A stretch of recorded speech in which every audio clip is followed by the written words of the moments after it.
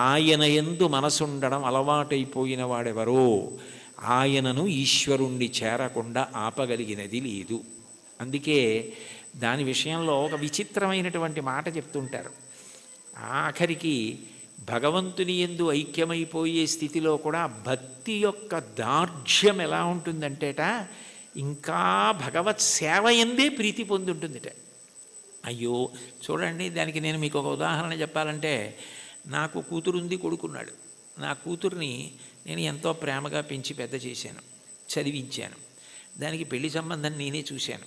యోగ్యమైన వరుడు, మంచి కుటుంబం అని దానికి పెళ్లి చెయ్యాలని అబ్బో చాలా కష్టపడ్డాను. నేను కట్టుకున్న ఇల్లు ఒకటి అమ్మేశాను. పెద్దాపురం నాకున్నది ఆ ఇల్లు ఒక్కటే, అది అమ్మేశాను. ఇప్పుడు వేరే ఇల్లు కట్టుకున్నాను అనుకోండి కాకినాడలో. ఆ ఇల్లు అమ్మేశాను. ఆ డబ్బు పెట్టి ఎంతో బాగా పెళ్లి చెయ్యాలని ఎంతో తాపత్రయపడి దానికి నిజంగా అంత బాగా పెళ్లి చేసి కన్యాదానం చేసేసి ఇంటికొచ్చి బావురుమని ఇచ్చాను పూజామందిరంలో. అయ్యో నా కూతురు వెళ్ళిపోతోంది అత్తారింటికని.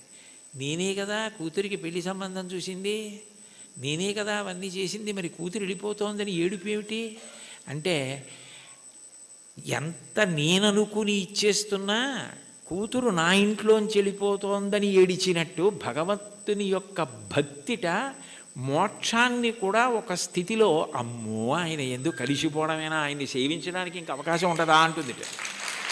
భక్తి యొక్క దార్ఢ్యం అలా ఉంటుంది. దానికి సుప్రభాతంలో ఒక విచిత్రమైన శ్లోకం ఉంటుంది, నేను ఇప్పుడు చదువుతుంటాను. అందులో ఆ శ్లోకంలో ఒక మాట అంటారు. అందులో స్వామివారిని స్వర్గాపవర్గ నిరపేక్ష నిజాంతరంగా కల్పాగమా కలనయా కులతాం లభంతే శ్రీవేంకటాచలపతే తవ సుప్రభాతం అంటారు. స్వర్గాపవర్గ నిరపేక్ష నిజాంతరంగా తద్గోపురాగ్రశిఖరాణి నిరీక్షమాణా. స్వర్గము అపవర్గము, ఉత్తమలోక ప్రాప్తి, మోక్షము ఏమిస్తున్నా కూడాట వెళ్ళిపోతూ వెళ్ళిపోతూ ఆనందనిలయ విమానం చూసి అవన్నీ మాకొద్ది ఇక్కడ ఉంటామంటారట. అంటే భక్తి యొక్క తాత్పర్యం అలా ఉంటుంది. ఆ మనసు భజించి సేవించడానికి అలవాటు పడిపోయిన వాడు పతనం అయ్యేటట్టుగా చూడగలిగినది లోకంలో ఉంటుందా? వాడికి ఆకాశం అడ్డం కాదు, పాతాళం అడ్డం కాదు. పైకి వెళ్ళేవాడికి పాతాళం అడ్డం ఏమిటి? ఎవరికైనా పైకి ఎడుతుంటే ఆకాశం అడ్డం అవ్వాలి, ఇంకోటి అడ్డం అవ్వాలి. పాతాళం అడ్డం ఎలా అవుతుందంటే కింద పడితే పాతాళం అడ్డం అవుతుంది. బాగా కింద పడిపోదాం అనుకున్నానండి, నాకు పాతాళ లోకం అడ్డొచ్చింది అనాలి. ఈశ్వరుణ్ణి చేరాలనుకున్నవాడు పైకి ఎడతాడు కానీ కిందకి ఎడతాడా? అంటే ఒకవేళ ఓ తప్పు చేసి కిందకి వెళ్ళిపోయినా ఈశ్వరుడు వాడిని ఏం బాధ పెట్టడు. వాడిని మళ్ళీ పైకెత్తే పూచి ఆయనే తీసుకుని పైకెత్తుతాడు. అందుకని పాతాళం అవడం అవదు, కింద పడ్డా కూడా వాడికి అంత కింద పడ్డా అంత పైకి ఎక్కుతాడు. దానికి ఉందా అంటే ఉంది. ఉదాహరణ బలిచక్రవర్తే ఉన్నాడు.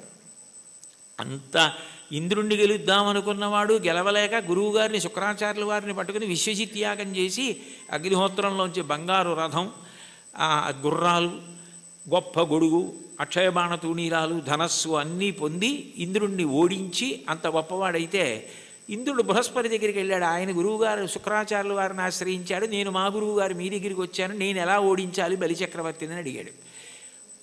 నేనా శుక్రుడా వదిలేయి, గురువుల అనుగ్రహం పొందిన వాణ్ణి పాడు చెయ్యగలిగిన వాడు ఉండడు. బలమునవానికి వృద్ధి వచ్చే గురువుగారి మాటల వల్ల వృద్ధిలోకి వచ్చాడు. వారి పాటింపకిక మీద వాడి చెడును. ఒకనాడు గురువుగారి మాట వినడవు, అప్పుడు పాడైపోతాడు. అప్పటి వరకు నువ్వు ఎదురు చూడంతే. గురువుగారి మాట వినకుండా ఎప్పుడు ఉంటాడో అప్పటి వరకు ఎదురు చూస్తూ ఉండన్నాడు. గురువుగారి మాట వినకుండా చేయగలిగిన వాడెవరు? ఆ తెలివితేటలు ఒక్క విష్ణువే. అందుకే ఆయన వామనమూర్తిగా వచ్చాడు.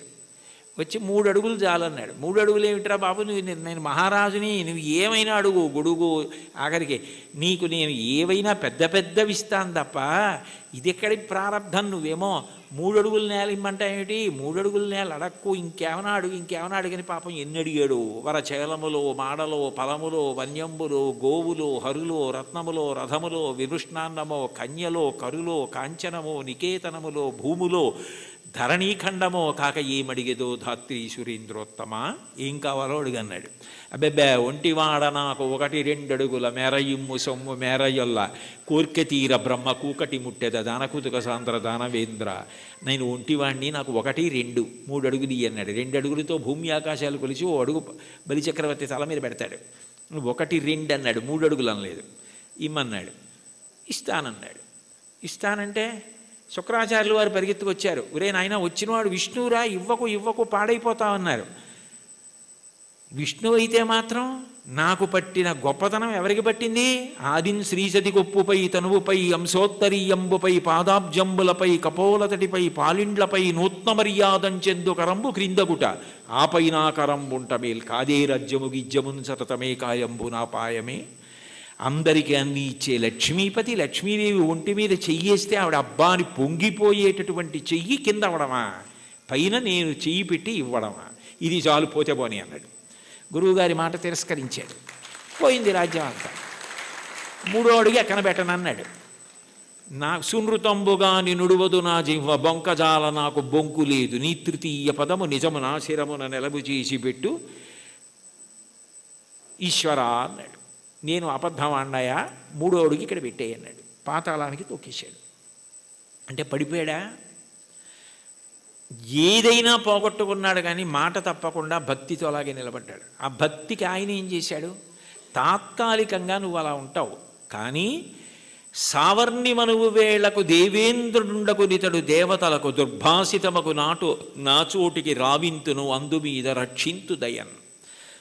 నేను సావర్ణి మనువు వేళకి ఇతన్ని నేను దేవేంద్రుణ్ణి చేస్తాను, అప్పుడు ఎవరు ఇతన్ని ఏం చేయరు.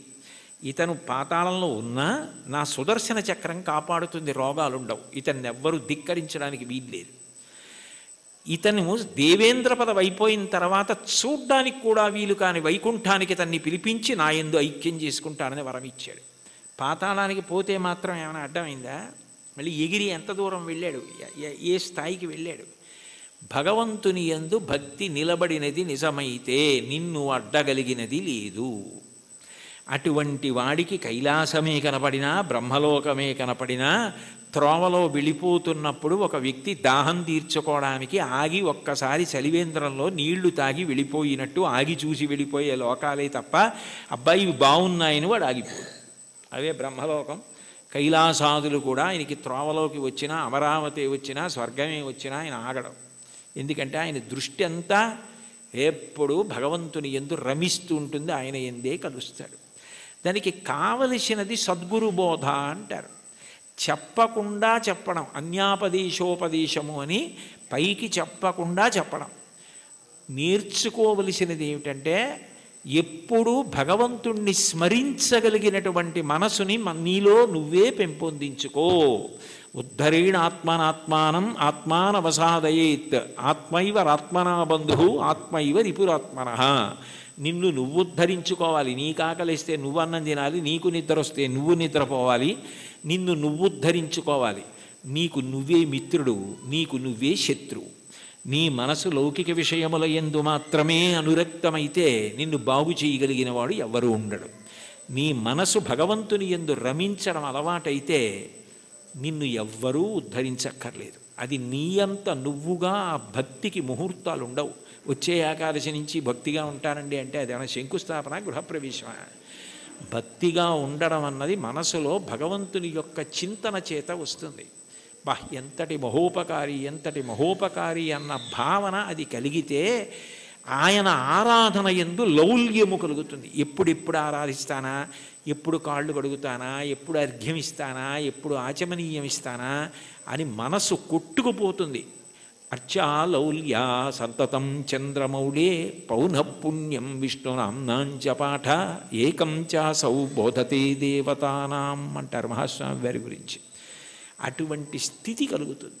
కాబట్టి అటువంటి వాడికి ప్రతిబంధకమేది, ఆపగలిగినది ఇది, అది నేర్చుకో అని చెప్పడం అన్యాపదేశం ఉపదేశం. అంత గొప్ప కీర్తన. పరమ భాగవతోత్తములై భగవంతుణ్ణి చేసిన స్తుతి పాఠాలలో కూడా ఇటువంటివి పద్యాలు శ్లోకాలు కనపడుతూ ఉంటాయి. ఈ కీర్తనకి సంబంధించినంత వరకు ఎదురుగుండా ఉన్నటువంటి వెంకటేశ్వరుణ్ణి, తిరుమలలో విరాజమానుడైన వెంకటేశ్వర స్వామి వారి ఎదుట నిలబడి, అది కేవలం ప్రతిమ అన్న భావన కాకుండా ఆయన వెంకటేశ్వరుడే, ఆయన సాక్షాత్తు శ్రీమన్నారాయణుడే అన్న భావనతో అన్నమాచార్యుల వారు మాట్లాడుతున్నటువంటి కీర్తన. అంటే యద్భావం తద్భవతి. అసలు ముందు మనం ఆరాధన చేసే మూర్తి అది విగ్రహం కాదు, అది పరమాత్మ అన్న భావన మనకుంటే పరమాత్మగానే ప్రతిస్పందిస్తాడు. వెంకటేశ్వరుణ్ణి దర్శించినటువంటి అన్నమాచార్యుల వారు ఆయన సాక్షాత్ శ్రీ మహావిష్ణువే అన్న ఉద్దేశ్యంతో ఆయనతో మాట్లాడుతున్న కీర్తన. అందుకే నేను నువ్వు నన్ను చూచి నువ్వు అన్న మాటలతో ఆయనతో మాట్లాడుతున్న సంబోధనతో ప్రారంభమైంది. అందులో అంటారు, నన్ను చూచి హరి నువ్వు నవ్వకుండేవా. నన్ను చూసి నువ్వు నవ్వకుండా ఉండలేవు, నాకు అర్థమైంది. అయితే నవ్వడం అనేటటువంటి మాటలో పరిహాసం చేయడం ఒక ఎత్తు. అంటే నువ్వు చేసేది తప్పు, నువ్వు చేసేది సరైన పని కాదు, అయోగ్యమైనది, అనౌచిత్యమైనది అన్నప్పుడు పరిహాసాస్పదంగా ఆయన నవ్వడం వేరు. వెంకటేశ్వరుడి నవ్వు శుచిస్మిత. రామాయణంలో అంటారే, తృణమంతరత కృత్వా ప్రత్యువాచ శుచిస్మిత అంటారు. ఒక కన్నతల్లి పసిబిడ్డడి యొక్క అమాయకత్వానికి ఎంత శుద్ధమైన నవ్వు నవ్వుతుందో, ఎంత పవిత్రమైన నవ్వు నవ్వుతుందో, భగవంతుని యొక్క నవ్వు అంత పవిత్రంగా ఉంటుంది మనం చేసే అమాయకపు పనులు చూసి. తల్లి ఏదో వేడిగా ఉన్నటువంటి పాయస పాత్ర అక్కడ ఉంటే పిల్లవాడు వెళ్ళి నేను తినేస్తానని పాయస పాత్రలో చెయ్యి పెట్టబోతే, నువ్వు తినలేవురా, అది చాలా వేడిగా ఉంది, నేను చల్లారి పెట్టి పెడతానని చెప్పి ఎంతో ప్రేమగా నవ్వి వాడిని దూరంగా పెట్టి ఉప్పుని ఊది చిన్న చిన్న ముద్దలు వాడి నోట్లో ఎంత ప్రేమతో తినిపిస్తుందో అంత ప్రేమతో నవ్వుతాట భగవంతుడు. అందుకని భగవంతుని యొక్క నవ్వు శుచిస్మిత, మందహాసం, చిన్న నవ్వు నవ్వుతాడు అని. అందుకని మూకశంకర్లు మందస్మిత శతకం చేశారు. 100 శ్లోకములు ఆయన నవ్వు మీద చేశారు, అమ్మవారి నవ్వు మీద. అటువంటి భగవంతుడు దేనికి నవ్వుతున్నాడు అన్నమాచార్యుల వారిని చూసి అంటే, ఆయన నేను ఈ మార్గం పట్టుకున్నాను కాబట్టి నేను తరిస్తాను అని అనుకుంటున్న వాళ్ళని చూసి నవ్వుతాట. ఎందుకని అంటే, ఏ మార్గం మీరు పట్టుకున్నా అది ఎక్కడ వరకు తీసుకెళ్ళగలదు అంటే భగవంతుడు ఉన్న చోటుకి తీసుకెళ్ళగలదు, భగవద్ దర్శనం చేయించలేదు. మీకు అదేదో నేను గొప్ప కోసం చెప్పట్లేదు, ఉదాహరణ మీకు బాగా పట్టుకోవడానికి చెప్తున్నాను. మీకు నన్ను చూడాలి అని అనిపించింది అనుకోండి, ఆయన ఎక్కడ ఉంటారండి అని అడుగుతారు. ఏదో పలానా చోట ఉంటారండి అని చెప్పారనుకోండి, మీరు అక్కడికి రాగలరు. కానీ తలుపు తీసి మా అబ్బాయి ఇవాళ ఆయన ఎవరిని చూడాలనుకోవట్లేదండి, ఆయన ఏదో చదువుకుంటున్నారు, నేను ఎవరిని చూడనని చెప్పారు అన్నారనుకోండి, మీరు చూడగలరా నన్ను? సాధ్యం కాదు. కానీ ఎవర్రా అని నేను అడిగాను అనుకోండి, వాడు వచ్చి నాకు ఏదో చెప్పాడు అనుకోండి, సరే ఉండు 5 నిమిషాలు చూసి వస్తాను అని నేను వచ్చాను అనుకోండి, నేను మిమ్మల్ని చూడాలని వస్తే మీరు నన్ను చూడగలరు తప్ప, మీరు చూడాలని వస్తే నా చేత మీరు చూడబడలేరు, మీరు నన్ను చూడలేరు. మీరు నన్ను చూడడం మీ చేతిలో లేదు, నా చేతిలో ఉంది. ఇంత చిన్న విషయమే అలా ఉంటే భగవద్ దర్శనం, భగవద్ అనుభవం మనం పట్టుకున్న మార్గం వల్ల ఫలితంగా వస్తుంది. అదేనా కర్మ అయితే ఈ కర్మ చేస్తే ఈ ఫలితం వస్తుంది అని చెప్పచ్చు. అబ్బాయి నువ్వు ఈ పొలాన్ని దున్నవయ్యా, విత్తనాలు వెయ్యి, ఇలా నీరు పెట్టు, మొక్కలు వస్తాయి అని చెప్పచ్చు. భగవన్మార్గంలో నువ్వు ఈ మార్గాన్ని పట్టుకుంటే నీకు తప్పకుండా భగవద్ దర్శనం అయిపోతుంది, మోక్షం పొందగలవు అనుకుంటే అందులో ఎప్పుడూ 2 అంగుళాలు తక్కువ వస్తుంది.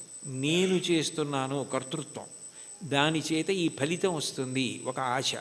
ఈ 2 మనసులో ఉండి పాటించిన ఏ పద్ధతి కూడా భగవంతుణ్ణి పూర్తిగా చేరనివ్వదు. అదే భాగవతంలో ఉలూకల బంధనం. యశోద ఎంత ప్రయత్నించి కృష్ణుడి బొజ్జ కట్టేద్దామని తజ్జనని లోగిటంగల రజ్జు పరంపరల తేవంగా ఆ బొజ్జ తిరిగి రాదయ్యే జగజ్జాలములున్న బొజ్జ కట్టందరమే. ఇన్ని తాళ్ళొచ్చి ముళ్ళేసి చుట్టూ తిప్పినా 2 అంగుళాలు తక్కువ వస్తూనే ఉంది. ఏమిటి 2 అంగుళాలే తక్కువ వస్తుంది, ఇన్ని తాళ్ళు ముడేసి పొట్ట చుట్టూ తిప్పినా పొట్టకి తక్కువ అవ్వకూడదు కదా, ఎన్ని తాళ్ళు కలిపి ముడేసినా 2 అంగుళాలే తక్కువ అన్న ఆలోచన ఆవిడికి రాలేదు. ఆవిడ మరిచిపోయింది. ఆవిడ ఇందులో నిమగ్నమైపోయిందంటే ఆయన కడదాం అనుకుంది అంతే. అప్పుడు ఆయన కట్టబడ్డాడు. మీరు జాగ్రత్తగా తెలుసుకోవాలి, ఆవిడ కట్టలేదు. అందుకే వడల చెమటలగయ నొత్తరీయముజార తురుముకున్న విరులు జారిరాల కట్టరాని తనను కట్టెదనని చింత కట్టుకున్న తల్లి కరుణ చూచి.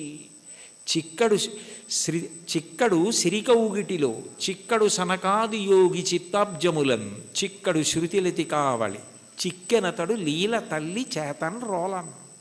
ఆయన వేదమంత్రాలకి దొరకడు, ఆయన లక్ష్మీదేవి కౌగిటికి దొరకడు, ఆయన సనకసనందనాథుల మనస్సులో ఎందు దొరకడు.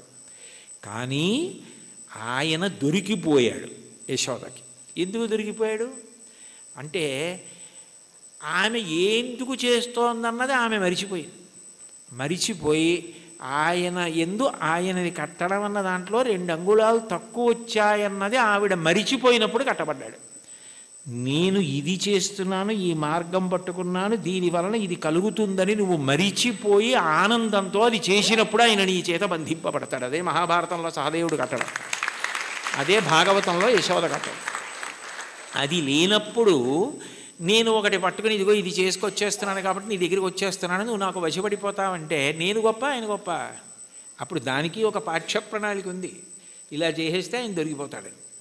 అలా ఎక్కడుంది స్వామి, అలా ఉందా అని చెప్పడానికి మనసుకు గోచరమా మాటలకు గోచరమా? మనసుకి నువ్వు దొరికిపోతావా? ఎలా దొరికిపోతావు? పటకార అంటారు లోకంలో. పటకార అంటే కింద మరుగుపాల గిన్నె ఉంటుంది, పైన నా చేత్తో పట్టుకుంటే పటకార ఏం చేస్తుంది? మరుగుపాల గిన్నెని పట్టుకుంటుంది. నేను గట్టిగా పట్టుకుని పక్కన దింపేస్తాను మరుగుపాల గిన్నెని. ఆ మరుగుపాల గిన్నెని పట్టుకున్న పటకార నేనే పట్టుకుంటున్నాను మరుగుపాలని అనుకుంది అనుకోండి, నేను పైన పట్టుకోవడం మానేశాను అనుకోండి, పట్టుకోగలదా? నేను పట్టుకుంటుంది కాబట్టి దాని పేరు పటకారని పేరు. ఈశ్వరుడి యొక్క చైతన్యము పడితే మనసు పనిచేస్తుంది. అసలు ఈశ్వర చైతన్యం పడకుండా మనసు ఎలా పనిచేస్తుంది? సంకల్ప వికల్పములు ఎక్కడి నుంచి వస్తాయి? నానాఛిద్రఘటోదర స్థిత మహాదీప ప్రభాభాస్వరం జ్ఞానం యస్యతు చక్షురాదికరణ ద్వారా బహిస్పందతే జానామీతి తమైవ భాంతమనుభాచ్యే తత్సమస్తం జగత్ తస్మై శ్రీ గురుమూర్తయే నమ ఇదం శ్రీ దక్షిణామూర్తయే అంటారు దక్షిణామూర్తి అష్టకంలో. మనసు మాత్రం ఆయన ప్రభావం, వాక్కు ఆయన ఇచ్చినది. నేను ఇప్పుడు దీనికి ఇలా వ్యాఖ్యానం చేయాలంటే నేను ఎన్ని రోజులు చదువుకురాను దాన్ని? ఇక్కడ ఉన్న సమయాన్ని బట్టి ఏదో చెప్పాలంతే. నాకేదో భావన వచ్చిందనుకోండి, ఆ భావన నాలో కదిలినప్పుడు మూలాధార చక్రం దగ్గర నుంచి పైకొచ్చిన గాలి బ్రహ్మరంధ్రం దగ్గరికి వెడితే నువ్వు అట్లా నిర్గమించకూడదు, సమయం రాలేదని వెనక్కి తోసేస్తే నోటిలోకి వచ్చి నిలబడిన వాయువుని నాలుక కదిలి నొక్కితే సొట్టలు పడి గాలి అక్షరములై నా నోట్లోంచి బయటకు వస్తున్నప్పుడు అక్షరములు పదములై పదములు వాక్యములై నా భావనని పట్టుకుని ఆకాశగతమై వచ్చి మీ చెవులలోంచి లోపలికి వెడితే నా భావాలు మీ భావాలు అవుతున్నాయి. సభాభ్య సభాపతిభ్యశ్చ భో నమో నమో. అది చేస్తున్నవాడెవరు? నేను మాట్లాడుతున్నానంటే అర్థం ఎక్కడుంది దానికి? ఇది నేను వెళ్ళిపోయిన తర్వాత నేనే చెప్పాను వ్యాఖ్యానం అంటే ఇది అది చెప్పింది, నేను చెప్పింది అది చెప్పింది. ఇది నాకు మైకు, నేను ఆయనకి మైకు. లోపల నుండి ఆయన చెప్తే నేను మైకు తప్ప నేను చెప్పడం ఏంటి? అది తెలిసిన వాళ్ళు నేనన్న మాట అనలేదు. పలికెడిది భాగవతమట, పలికించు విభుండు రామభద్రుండట. నే పలికిన భవహరమవునట, పలికెద వీరుండుగాధ పలుకగనేలా. నా స్వాతంత్రం ఎందుకు? ఆయన ఏది పలికిస్తే అది పలుకుతాడు తప్ప నేనన్నది ఏం లేదన్నారు పోతన గారు. ఏమిటి అంత భాగవతాన్ని ఆంధ్రీకరించిన మహానుభావుడు. కాబట్టి దీనికి ఇది మార్గం అన్నది ఎక్కడుంది అసలు? ఈ మాటల చేత ఆయన వశపడిపోతాడు. నేను ఇన్ని ప్రవచనాలు చేశాను కాబట్టి నేను ఖచ్చితంగా భగవంతుణ్ణి చేరిపోతాను అని ఎట్లా చెప్తావు? ఆయన అనుగ్రహం నీ చేత మాట్లాడించింది. నీవు మాట్లాడడంలో నిన్ను నువ్వు మరిచిపోతే మాట్లాడడం నీ నిప్పి మరిచిపోవడానికి నీ బాధ మరిచిపోవడానికి కూడా కారణమైపోతాయి. నిజంగా నీకేదో నొప్పిగా ఉంది, అయినా మాట్లాడడంలో నువ్వు ఆ నొప్పి మరిచిపోతున్నావు అంటే అన్నీ మరిచిపోవడానికి నీకున్నది సాధనం అయిపోతాయి. అప్పుడు ఈశ్వరుడు వశపడతాడు. తప్ప ఇది నాకు మార్గము, దీనికి ఇది ప్రయోజనము అని అనుకున్నంతకాలం నువ్వు వశపడతావా స్వామి? అంత అమాయకుడివా? అది సాధ్యమా? అంటే ఆ మైమరుపు రావాలి. అందుకే మీరు చూడండి, తన్మయుడైపోయాడండి అంటారు. తన్మయుడైపోయాడండి అన్న మాటకు అర్థం ఏమిటి? తత్ యందు మయమైపోయాడు. ఏమంటే మరి దొంగ మీ జేబులోంచి డబ్బులు తీసేస్తుంటే మీకు తెలియలేదా అన్నారనుకోండి, ఆ శోభారాజు గారు కీర్తన పాడుతున్నారండి, దాంట్లో తన్మయం అయిపోయానంటాడు. అంటే మనసంతా ఆవిడ కీర్తన యందు మగ్నం అయిపోయింది. దొంగ జేబులో చేయి పెట్టడం కానీ డబ్బులు తీయడం కానీ తెలియలేదు. చర్మానికి స్పర్శ ఉండదా? ఉంది. కానీ ఎందుకు తెలుసుకోలేకపోయింది? అంటే మనసు పాట యందు తన్మయం అయిపోయింది. అలా నువ్వు ఏది చేస్తున్నావో దాని ద్వారా నువ్వు తన్మయం అయిపోతే అప్పుడు ఈశ్వరుడు వశపడతాడు.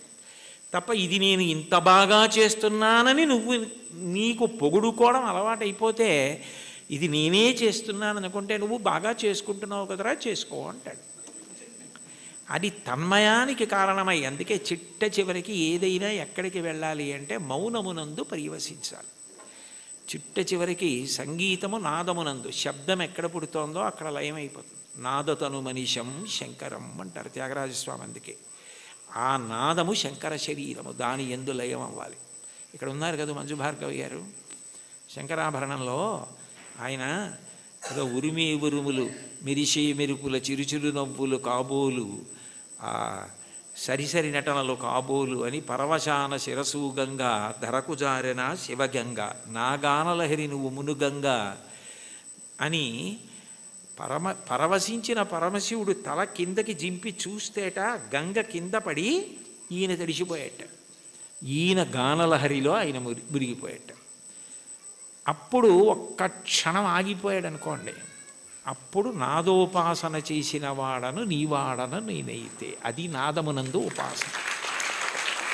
మౌనమునందు వెళ్ళిపోవాలి. శ్రీశైల శృంగకుహరేషు కదోపలప్స్యే గాత్రం యదామలతా పరివేష్టయంతి కర్ణే యదాహ విరచయంతి ఖగాశ్చ నీడాస్. అప్పుడు వీడు కదలడు అని నమ్మకం వచ్చి తీగలు చుట్టుకుంటాయి. వీడు కదలడు అని నమ్మకం వచ్చి పక్షి చెవుల్లో పుల్లలు పెట్టి గూడు పెడుతుంది. వీడు కదలడు అని నమ్మి పక్షులు వాసం చేసి గుడ్లు పెట్టి పొదిగి అరుస్తాయి. అయినా కదలడు. ఎందుకనంటే తన్మయుడై ఉన్నాడు. అది సమాధి స్థితి.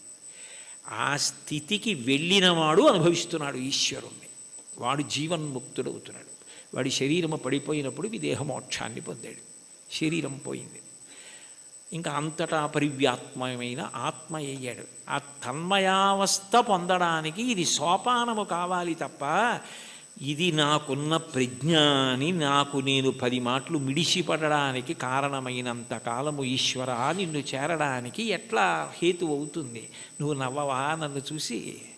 అయ్యపిచ్చాడా అని అమాయకుడైన బిడ్డను చూసి తల్లి నవ్వినట్టు నవ్వుతాడు. అయితే ఏ తల్లి నవ్విందో ఆ తల్లే పాయసం పడితే, నవ్విన పరమాత్మ ఏం చేస్తాడు? తద్దోషాన్ని దిద్దుతాడు. ఇది నీ ఎందు పోవడానికి నేను దిద్దుతానంటాడు. అందుకని గురు రూపంలో ఆయనే వచ్చి దీన్ని నువ్వు ఇట్లా వాడుకో, ఇది నీకు దీనికి కారణం కావాలి అని ఆ తన్మయావస్థని కల్పిస్తాడు. అది భగవంతుణ్ణి చేరడానికి కారణమవుతుంది. అందుకని చరణాల్లో అంటున్నారు, ఇది ఈశ్వరుడు ఉన్న చోటని నేను ఎట్లా తెలుసుకోగలను? అంతటా ఉన్నాడు, ఇందుగలడందులేడని సందేహము వలదు చక్రి సర్వోపగతుండెందెందు వెదకి చూచిన అందందే కలడు దానవాగ్రణి వింటే. ఇక్కడ ఉన్నవాడిని అయితే చూడగలను, అంతటా ఉన్నాడంటే ఎలా చూస్తాను? ఆ జ్ఞానము కలగాలి. ఆ జ్ఞానం ఎవరివ్వాలి? ఆయన ఇవ్వాలి. కాబట్టి ఉన్న చోటెరుగుదునా ఓయి అంటే పలికేవా? అతిశయం మనసులో ఉండిపోతే ఓయి అని పిలిస్తే నువ్వు పలుకుతావా? సాధ్యమా? నేనేమైనా ఒక గదిలోంచి ఒక గదిలోకి వెళ్ళిపోయినట్టు నీ దగ్గరికి పరమపదానికి వచ్చి వెళ్ళిపోగలిగినంత సమర్థున్నా? నా వల్ల సాధ్యం అవుతుందా? ఇంత పారవశ్యం ఉండి ఇంత గొప్పగా విష్ణు సంకీర్తన చెయ్యగలిగినటువంటి మహాజ్ఞాని, భక్తి వైరాగ్యము కలిగినటువంటి వారు తన మీద పెట్టుకుని నన్ను చూసి నువ్వు నవ్వవా అని పాడడంలో ఉన్న గొప్పతనం ఏమిటంటే, వీరిని చూసి నువ్వు నవ్వవా అని రాశారనుకోండి అతిశయం అవుతుంది. అందుకని నిజానికి ఆ హేయ గుణములు లేకపోయినా తన యందు ఆరోపించుకోవడం పరమ భక్తికి తార్కాణం. అది భక్తి యొక్క చరమస్థితి. భక్తిలో ఏమవుతుందంటే ఆ అపార వినయం వస్తుంది. నేనెంతటి వాణ్ణి, నా యందు ఏది ఉన్నది ఈశ్వర విభూతి తప్ప, యద్యద్ విభూతి మత్సత్వం శ్రీమదుర్జితమేవ వా తత్తదేవావగచ్చస్త్వం మమ తేజోంశ సంభవం. నా యందు ఏ తేజస్సున్నా అది ఈశ్వరుడి అనుగ్రహం. ఆయన తేజస్సు తప్ప నాది కాదు. ఆయన ఉపసంహారం చేస్తే ఎంతసేపు, ఆయన అనుగ్రహించాడు కాబట్టి నడుస్తోంది అన్న వినయం ఎక్కడుంటుందో అక్కడ అనుగ్రహం ఉంటుంది. అందుకే మీరు చూడండి, మహాత్ములైన వారెవ్వరూ ఈ వినయం తప్పరు. అంతటి మహానుభావుడు శంకరాచార్యులు వారు పశుమాం సర్వజ్ఞ ప్రథిత కృపయా పాలయ విభో అన్నారు. నేను పశువుని, నువ్వు పశుపతివి అన్నారు. అవినయమపనయ విష్ణోహో అన్నారు షట్పదీ స్తోత్రంలో. నాకు అవినయాన్ని తీసి వినయాన్ని కటాక్షించు స్వామి అన్నారు. భాగవతోత్తముల యొక్క గొప్ప గుణం ఏమిటంటే ఎప్పుడు వారు ఇది నాది అన్న భావన పొందరు. వారికి అన్నింటికన్నా చదవడానికి భయమైంది ఏమైనా ఉంటే ఏంటంటే సన్మానపత్రం. ఎందుకంటే అది చదువుకుంటే నేను ఇంత వాణ్ణని ఏమైనా అభిప్రాయాలు ఏర్పడిపోతాయేమో అని భయపడి కనపడకుండా దాచేది ఏదైనా ఉంటే సన్మానపత్రమే తప్ప, ఇది నా యందు ఉన్న విభూతి నా గొప్ప అని అనుకుంటే దూరం జరగడం అవలా. అది ఆయన నన్ను లాక్కోవడానికి కట్టుకున్న తాడు, ఆయన తాడు కట్టి నన్ను లాక్కుంటున్నాడు. అంటే రాగస్వరూప పాశాఢ్య, ఈ రాగము తీసి ఆవిడ భక్తిపాశం వేసి తన దగ్గరికి లాక్కుంటోంది. నాకేముంది, ఏమీ లేదు, నేనేం పెద్ద చదువుకోలేదు, మహావిద్వాంసుణ్ణి గాను, సమస్త శాస్త్రములు తెలిసున్నవాణ్ణి గాను, అయినా వీడెలా తరించాలి? అందుకని వీడికి ఏదో 4 మాటలు మాట్లాడడం అన్న లక్షణాన్ని ఇస్తే తగుదునమ్మా అని బయలుదేరుతాడు. ఏదో 1 గంటన్నర మాట్లాడతాడు. ఇది అడ్డు పెట్టి నా దగ్గరికి లాక్కుంటానని ఆయనే ఆ పాశం వేసి తన దగ్గరికి లాక్కుంటున్నాడు. ఇదంతా నాదే అంటే నేను మాట్లాడకపోతే ఈ మైక్ ఎంతో, ఆయన మాట్లాడకపోతే నేను అంతే. అది తెలుసుకుంటే చాలు. ఆ వినయాన్ని ప్రతిపాదించి ఈశ్వరుణ్ణి చేరడానికి మార్గములు కావు. ఏ మార్గము పట్టినా ఆ మార్గము ద్వారా నువ్వు కాదు కర్తృత్వంతో చేరేది. ప్రీతి పొంది ఈశ్వరుడు ఆక్కోవాలి, ప్రీతి పొంది ఈశ్వరుడు కలుపుకోవాలని గుర్తుపెట్టుకో, వినయాన్ని నిలబెట్టుకో. అది తాత్పర్యం కీర్తనకి. చాలు. ఏకశబ్ద సమ్యజ్ఞాత సృష్టప్రయుక్త స్వర్గే లోకే కామదుగ్భవతి. ఒక్క మాట అంటే మనని ఉద్దేశించి తనని తాను ఉద్దేశించుకుని అంటున్నట్టుగా ఇంకింతకన్నా ఏం కావాలి? హరినామ సౌఖ్యామృతము. అన్నిటికన్నా తేలిక మార్గం ఏమిటంటే భగవంతుని యొక్క నామాన్ని పలకడం. నామము ఏం చేస్తుంది అంటే నామిని తీసుకొస్తుంది. ఇప్పుడు నేను ఇక్కడ కూర్చుని అకస్మాత్తుగా మాట్లాడుతూ శోభారాజు గారు అన్నాను అనుకోండి, ఆవిడ నా వంక తిరుగుతారు. ఎందుకని? నామము నామిని ప్రతిస్పందించేటట్టు చేస్తుంది. భగవంతుని నామము ఒకటే ఉండాలి కదా. ఇప్పుడు నాకు కోటేశ్వరరావు అని పేరు అంతే, కానీ నాకు సహస్రనామాలు ఉండవు కదా. మరి ఈశ్వరుడికి ఎందుకు అన్ని నామాలు? అంటే నామములు బాలసారి చేసి పెట్టిన పేర్లు కావు, నామములు గౌణములు. నిర్గుణుడైన భగవంతుడు ఒక్కొక్క గుణాన్ని ఆవిష్కరించినప్పుడు ఒక్కొక్క నామము కింద మారుతుంది. ఉదాహరణకి స్థాణుహు అన్నాను అనుకోండి. స్థాణుహు అంటే సాధారణంగా మనం ఏమంటాం, కదలకుండా ఎవరైనా నించున్నారనుకోండి, నువ్వేమైనా స్థాణువా కదలవి అంటావు. భగవంతుడికి స్థాణువు అని పేరు ఎందుకు వచ్చిందంటే ఇంకా ఆయన అంతటా వ్యాప్తి చెంది ఉన్నాడు, ఇక ఆయన కదలడానికి చోటేది. అందుకని స్థాణుహు. ఒక్కొక్క గుణము వలన ఒక్కొక్క నామం వస్తుంది. మీరు ఏదో ఒక్క నామాన్ని ప్రీతితో పట్టుకున్నారనుకోండి, ఆ నామం పలకడం అలవాటు అయిపోయింది అనుకోండి, కష్టం రానివ్వండి, సుఖం రానివ్వండి, ఏమవనివ్వండి, ఆ నామం పలకడం అలవాటైతే కలియుగంలో దానికి ఒక సౌలభ్యం ఉంది. కలియుగంలో అన్నిటికన్నా తేలిక ఏమిటంటే భగవన్నామం పలకడం. భగవన్నామం పలకడానికి ఎవరు బాగా అలవాటు పడిపోతారో వాళ్ళు ఆ నామిని దగ్గరికి తెచ్చుకోగలుగుతారు. ఆయనే వాళ్ళకి సమీపానికి వస్తాడు. వచ్చి వాళ్ళు తరించడానికి కారణం ఆయనే చూపిస్తాడు. అందుకే కలవు నామ సంకీర్తన. కలియుగంలో భగవంతుని నామం పట్టుకోవడం కన్నా తేలిక మార్గము వేరొకటి లేదు.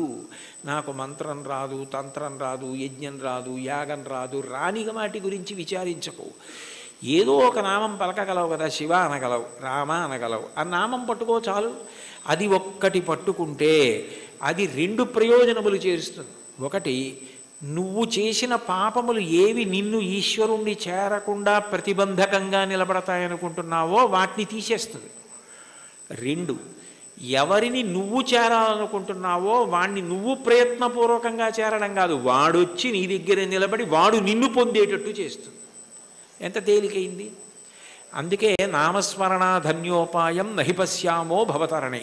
కలియుగంలో ఇంకా నామస్మరణ కన్నా భవతరణానికి, సంసార సముద్రమును దాటడానికి మార్గము లేదు.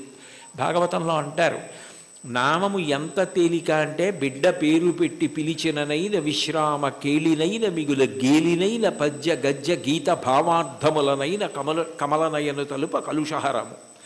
మీరు బిడ్డకి పేరు పెట్టుకుని చక్రి అని పేరు పెట్టుకున్నారు, శౌరి అని పేరు పెట్టుకున్నారు, శౌరి శౌరి శౌరి శౌరి అని పేరు అదే పనిగా బిడ్డ పేరు పెట్టి పిలిచినా అది భగవంతుణ్ణి పిలిచినట్టే ఆయన లెక్కలోకి తీసుకుంటాడు. అందుకే కదా అజామీళుడు మోక్షాన్ని పొందాడు.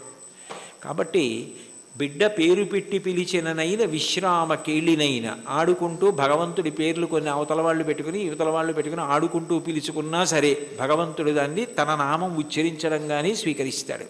విశ్రామ కేళినైన పద్య గజ్జ గీత భావార్థములనైన, ఓ పద్యం ద్వారానో గీతం ద్వారానో అర్థం ద్వారానో మీరు హరినామం, భగవన్నామం, శివనామం, ఏదో భగవన్నామాన్ని పట్టుకున్నారనుకోండి, ఆ నామము చాలు తరింపజేస్తుంది, అది మిమ్మల్ని గట్టెక్కించేస్తుంది. అందుకే అంతకన్నా గొప్పది లేదు, అంతకన్నా మీకున్న ప్రతిబంధకాల్ని తీసేసేది లేదు. ఏది ఈశ్వరుణ్ణి చేరడానికి అడ్డో దాన్ని ఆ నామం తీస్తుంది. అందుకంటారు పోతన గారు భాగవతంలో, బ్రహ్మహత్యానేక పాపాటవులకగ్ని కీలలు హరినామ కీర్తనములు, మధుపాన కిల్బిష మదనాగ సమితికి కేసరుల్ హరినామ కీర్తనములు, తపనీయ శౌర్య తమసంబునకు సూర్య కిరణముల్ హరినామ కీర్తనములు, గురుతల్ప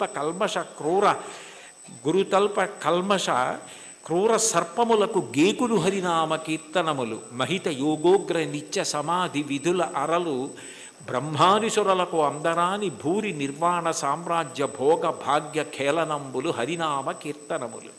భగవంతుణ్ణి నామాన్ని కీర్తిస్తే బ్రహ్మహత్యాపాతకం, బంగారం దొంగిలించడం, గురువుగారి భార్య పడుకున్న శయ్య మీద పడుకున్న మహాపాతకం, అట్లాగే మధుపానం, మద్యపానం చేసినటువంటి దోషం, ఇన్ని పాపములను హరినామము కాల్చేస్తోంది. కాల్చేసిన కారణము చేత నిత్యశుద్ధుడయ్యాడు. యజ్ఞం చెయ్యాలి, యాగం చేయాలి, పూజ చేయాలి, మంత్రం చేయాలి, జపం చేయాలి, ధ్యానం చేయాలంటే దానికి ఒక ప్రత్యేకమైనటువంటి స్థితి అవసరం. భగవన్నామం పలకడానికి ఏం అక్కర్లేదు.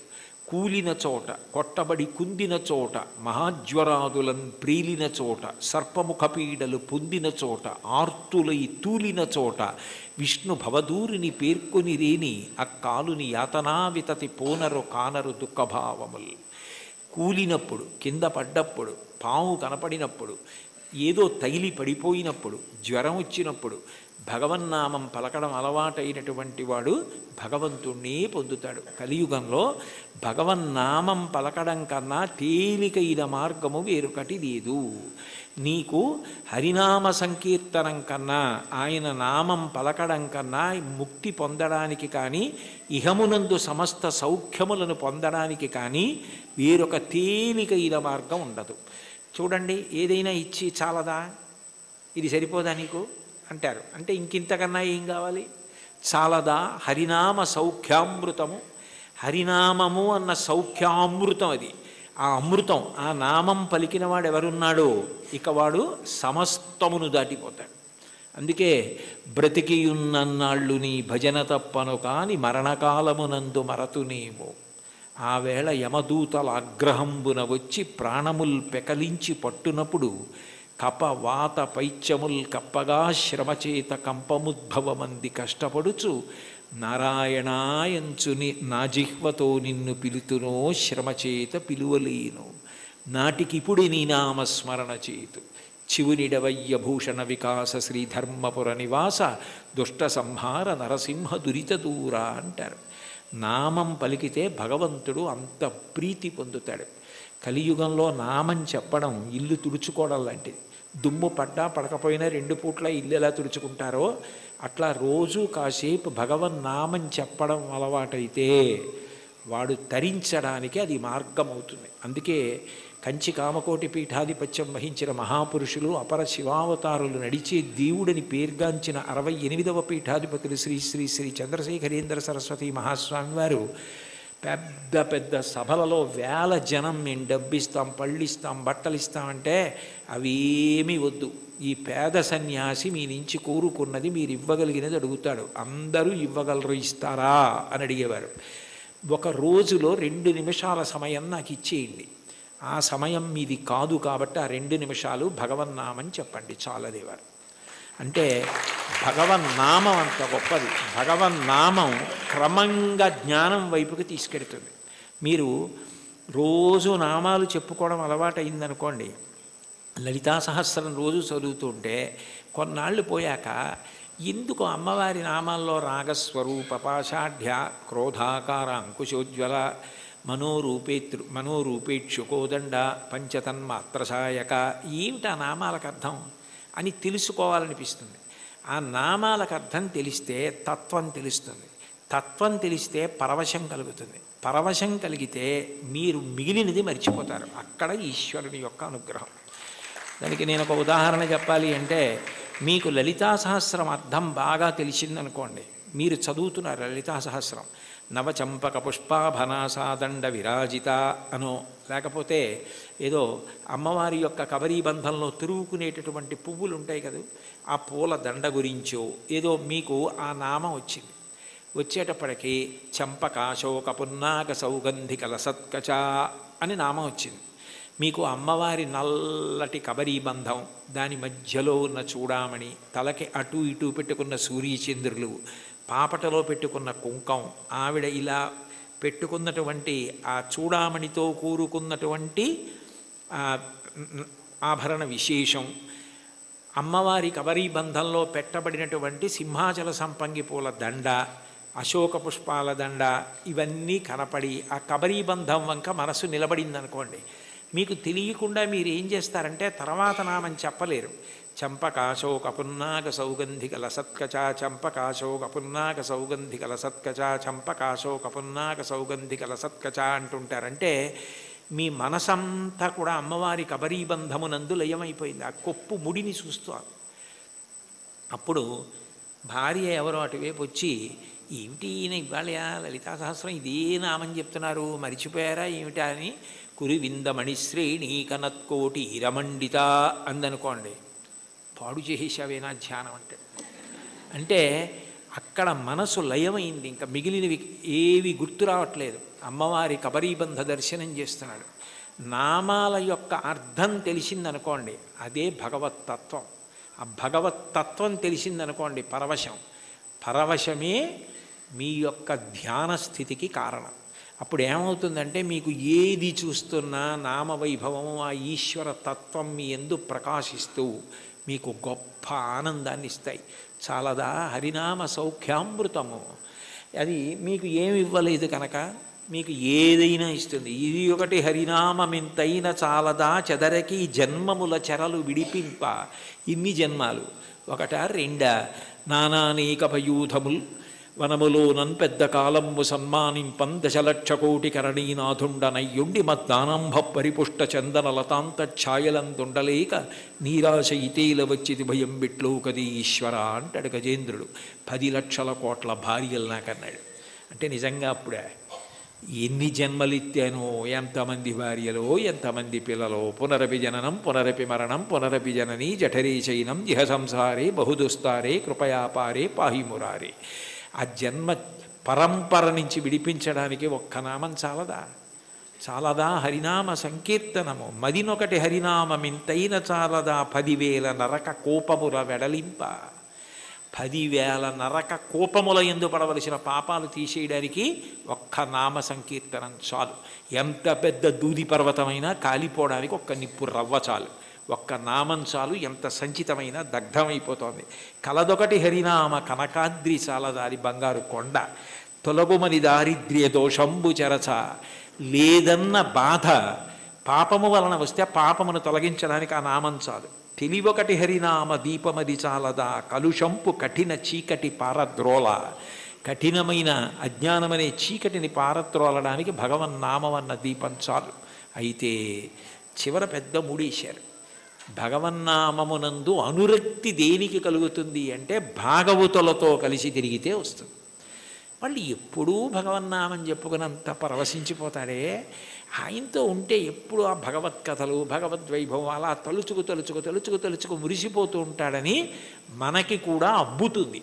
అందుకని కావలసింది ఏమిటంటే సత్సంగం, సత్పురుషుల సహవాసం. వాళ్ళని మనం గుర్తుపడతాం, కానీ వాళ్ళు మనని గుర్తుపెట్టి పేరు పెట్టి పిలిస్తే అంతకన్నా గొప్పతనం లేదు. అంటే సత్పురుష సహవాసం అంత గొప్ప సుమా. కాబట్టి సొగసి ఈ విభుని దాసుల కరుణ చాలదా, సత్పురుష సహవాసము చేత నామమునందు తాదాత్మ్యత కలుగుతుంది. ఇది నాకు కావాలి. ఆ నామమును పట్టుకోండి చాలు. అంటే చాలా తేలిక మార్గాన్ని ఇందులో ఉపదేశం చేసి, అబ్బాయి చాలా చిన్నది ఇచ్చాను అనుకుంటున్నావా, ఇది చాలదా, ఇంకింతకన్నా ఏమిటో, ఇంకింతకన్నా ఏం లేదు, ఎంత బాగా మాట్లాడారో, ఎంత అనునయంగా మాట్లాడారో, చాలదా.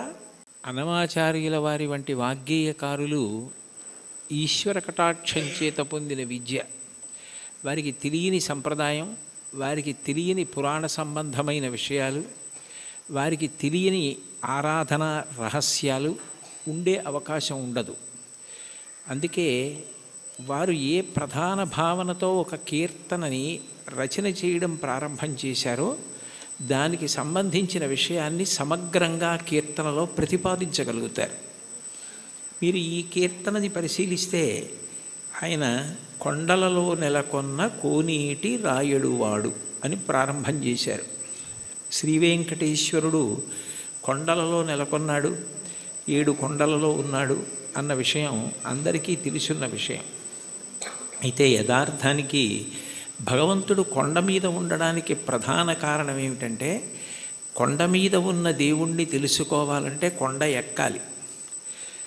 84 లక్షల జీవరాశులలో చాలా జీవరాశులు భూమికి అడ్డంగా వెన్నుపాము ఉండేటట్టు పుట్టి అడ్డంగానే వెన్నుపాము పెరిగేటట్టుగా బ్రతుకుతాయి. మనిషి ఒక్కడు భూమికి అడ్డంగా పుట్టి నిలువుగా పెరుగుతాడు. అంటే మనిషి ఒక్కడే ఊర్ధ్వముఖ చలనం చేసి భగవంతుణ్ణి తెలుసుకోగలడు. కొండలలో నెలకొన్నవాడు అన్న మాటకు అర్థం ఏమిటంటే, నువ్వు ఊర్ధ్వముఖ చలనం చేస్తే తెలుసుకోవడానికి అవకాశం ఇచ్చేటటువంటి వాడు. అందుకనే ఆయన ఆనందనిలయ విమానమనందు ఉంటాడు. అసలు ఈశ్వరుడికి పర్యాయ పదం ఆనందం. కృష్ణుడి పేరు కూడా నిజానికి కృష్ అంటే నిరతిశయ ఆనంద ఘనము. అటువంటి ఆనంద స్వరూపమైన భగవంతుడు నీకు అనుభవంలోకి రావాలి అంటే నువ్వు ఊర్ధ్వముఖ చలనం చెయ్యాలి. ఆయన కోనేటి రాయడు. సర్వసాధారణంగా నదుల యొక్క తీరాలలో ఈశ్వర దేవాలయాలు ప్రతిష్ఠితమవుతూ ఉంటాయి. అక్కడ స్వయంభూగా వ్యక్తమవుతూ ఉంటాడు. కానీ వెంకటేశ్వరుడు మాత్రం స్వామి పుష్కరిణికి ఎనలేని ప్రాధాన్యతనిచ్చి దాని పేరే స్వామి పుష్కరిణి అయింది. శ్రీ వెంకటేశ్వర సుప్రభాతానికి సంబంధించి మనం ఇచ్చే మంగళహారతి శ్లోకాల్లో కూడా శ్రీవైకుంఠ విరక్తాయ స్వామి పుష్కరిణీ తటే రమయా రమమాణాయ వెంకటేశాయ మంగళం అంటాం. వైకుంఠమునందు విరక్తి చెంది స్వామి పుష్కరిణి తటమునందు నివసించుచున్నవాడా అని పిలుస్తారు. దీనికి సంబంధించి బ్రహ్మపురాణంలో ఒక విశేషం కనపడుతుంది. సరస్వతీ నది ఒకప్పుడు గంగానది కన్నా తాను గొప్పది కావాలి అని భగవంతుడిని ఉద్దేశించి తపస్సు చేసింది. మనకి శాస్త్రములను పరిశీలిస్తే దేనికైనా పరిష్కారం ఏది సాధించాలన్నా దానికి సాధనము తపస్సు. అసలు ఈ సృష్టి ప్రారంభంలో భగవంతుడు వాడిన మొట్టమొదటి మాట తపస్సు అంత గొప్పది.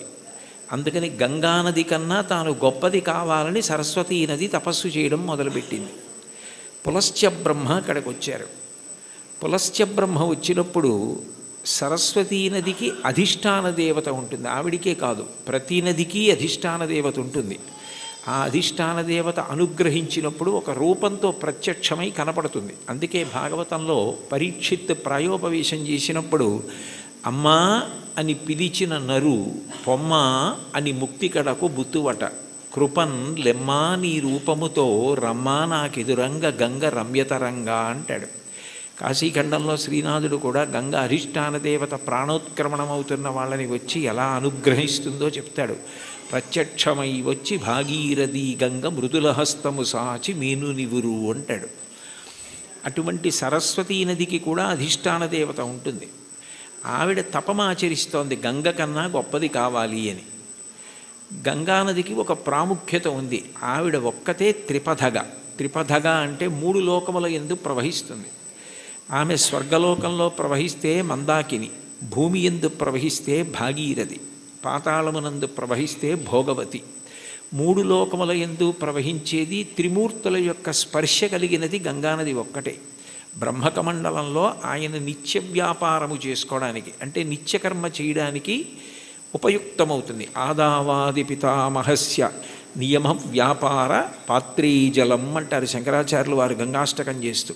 ఆ తర్వాత బలిచక్రవర్తి వామనమూర్తికి 3 అడుగుల నేల దానం చేసినప్పుడు ఆ వామనమూర్తి భూమిని కొలిచి ఆకాశాన్నంతటినీ కొలిచేస్తూ పెరిగిపోయాడు.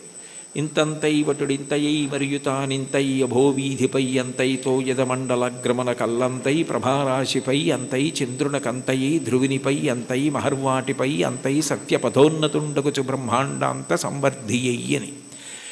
అలా పెరిగిపోతున్నప్పుడు ఆయన పాదం వస్తోంది. చూడండి మీ పాదం మా ఇంట్లో పెట్టండి అంటారు. మీ పాదం మా ఇంట్లో పెట్టండి అంటే వాళ్ళ ఇంట్లో కూర్చుని పాదం జాపి వాళ్ళ ఇంట్లో పెడతాడా? కాదు. మీ పాదం మా ఇంట్లో పెట్టండి అంటే మీరు మా ఇంటికి రెండని.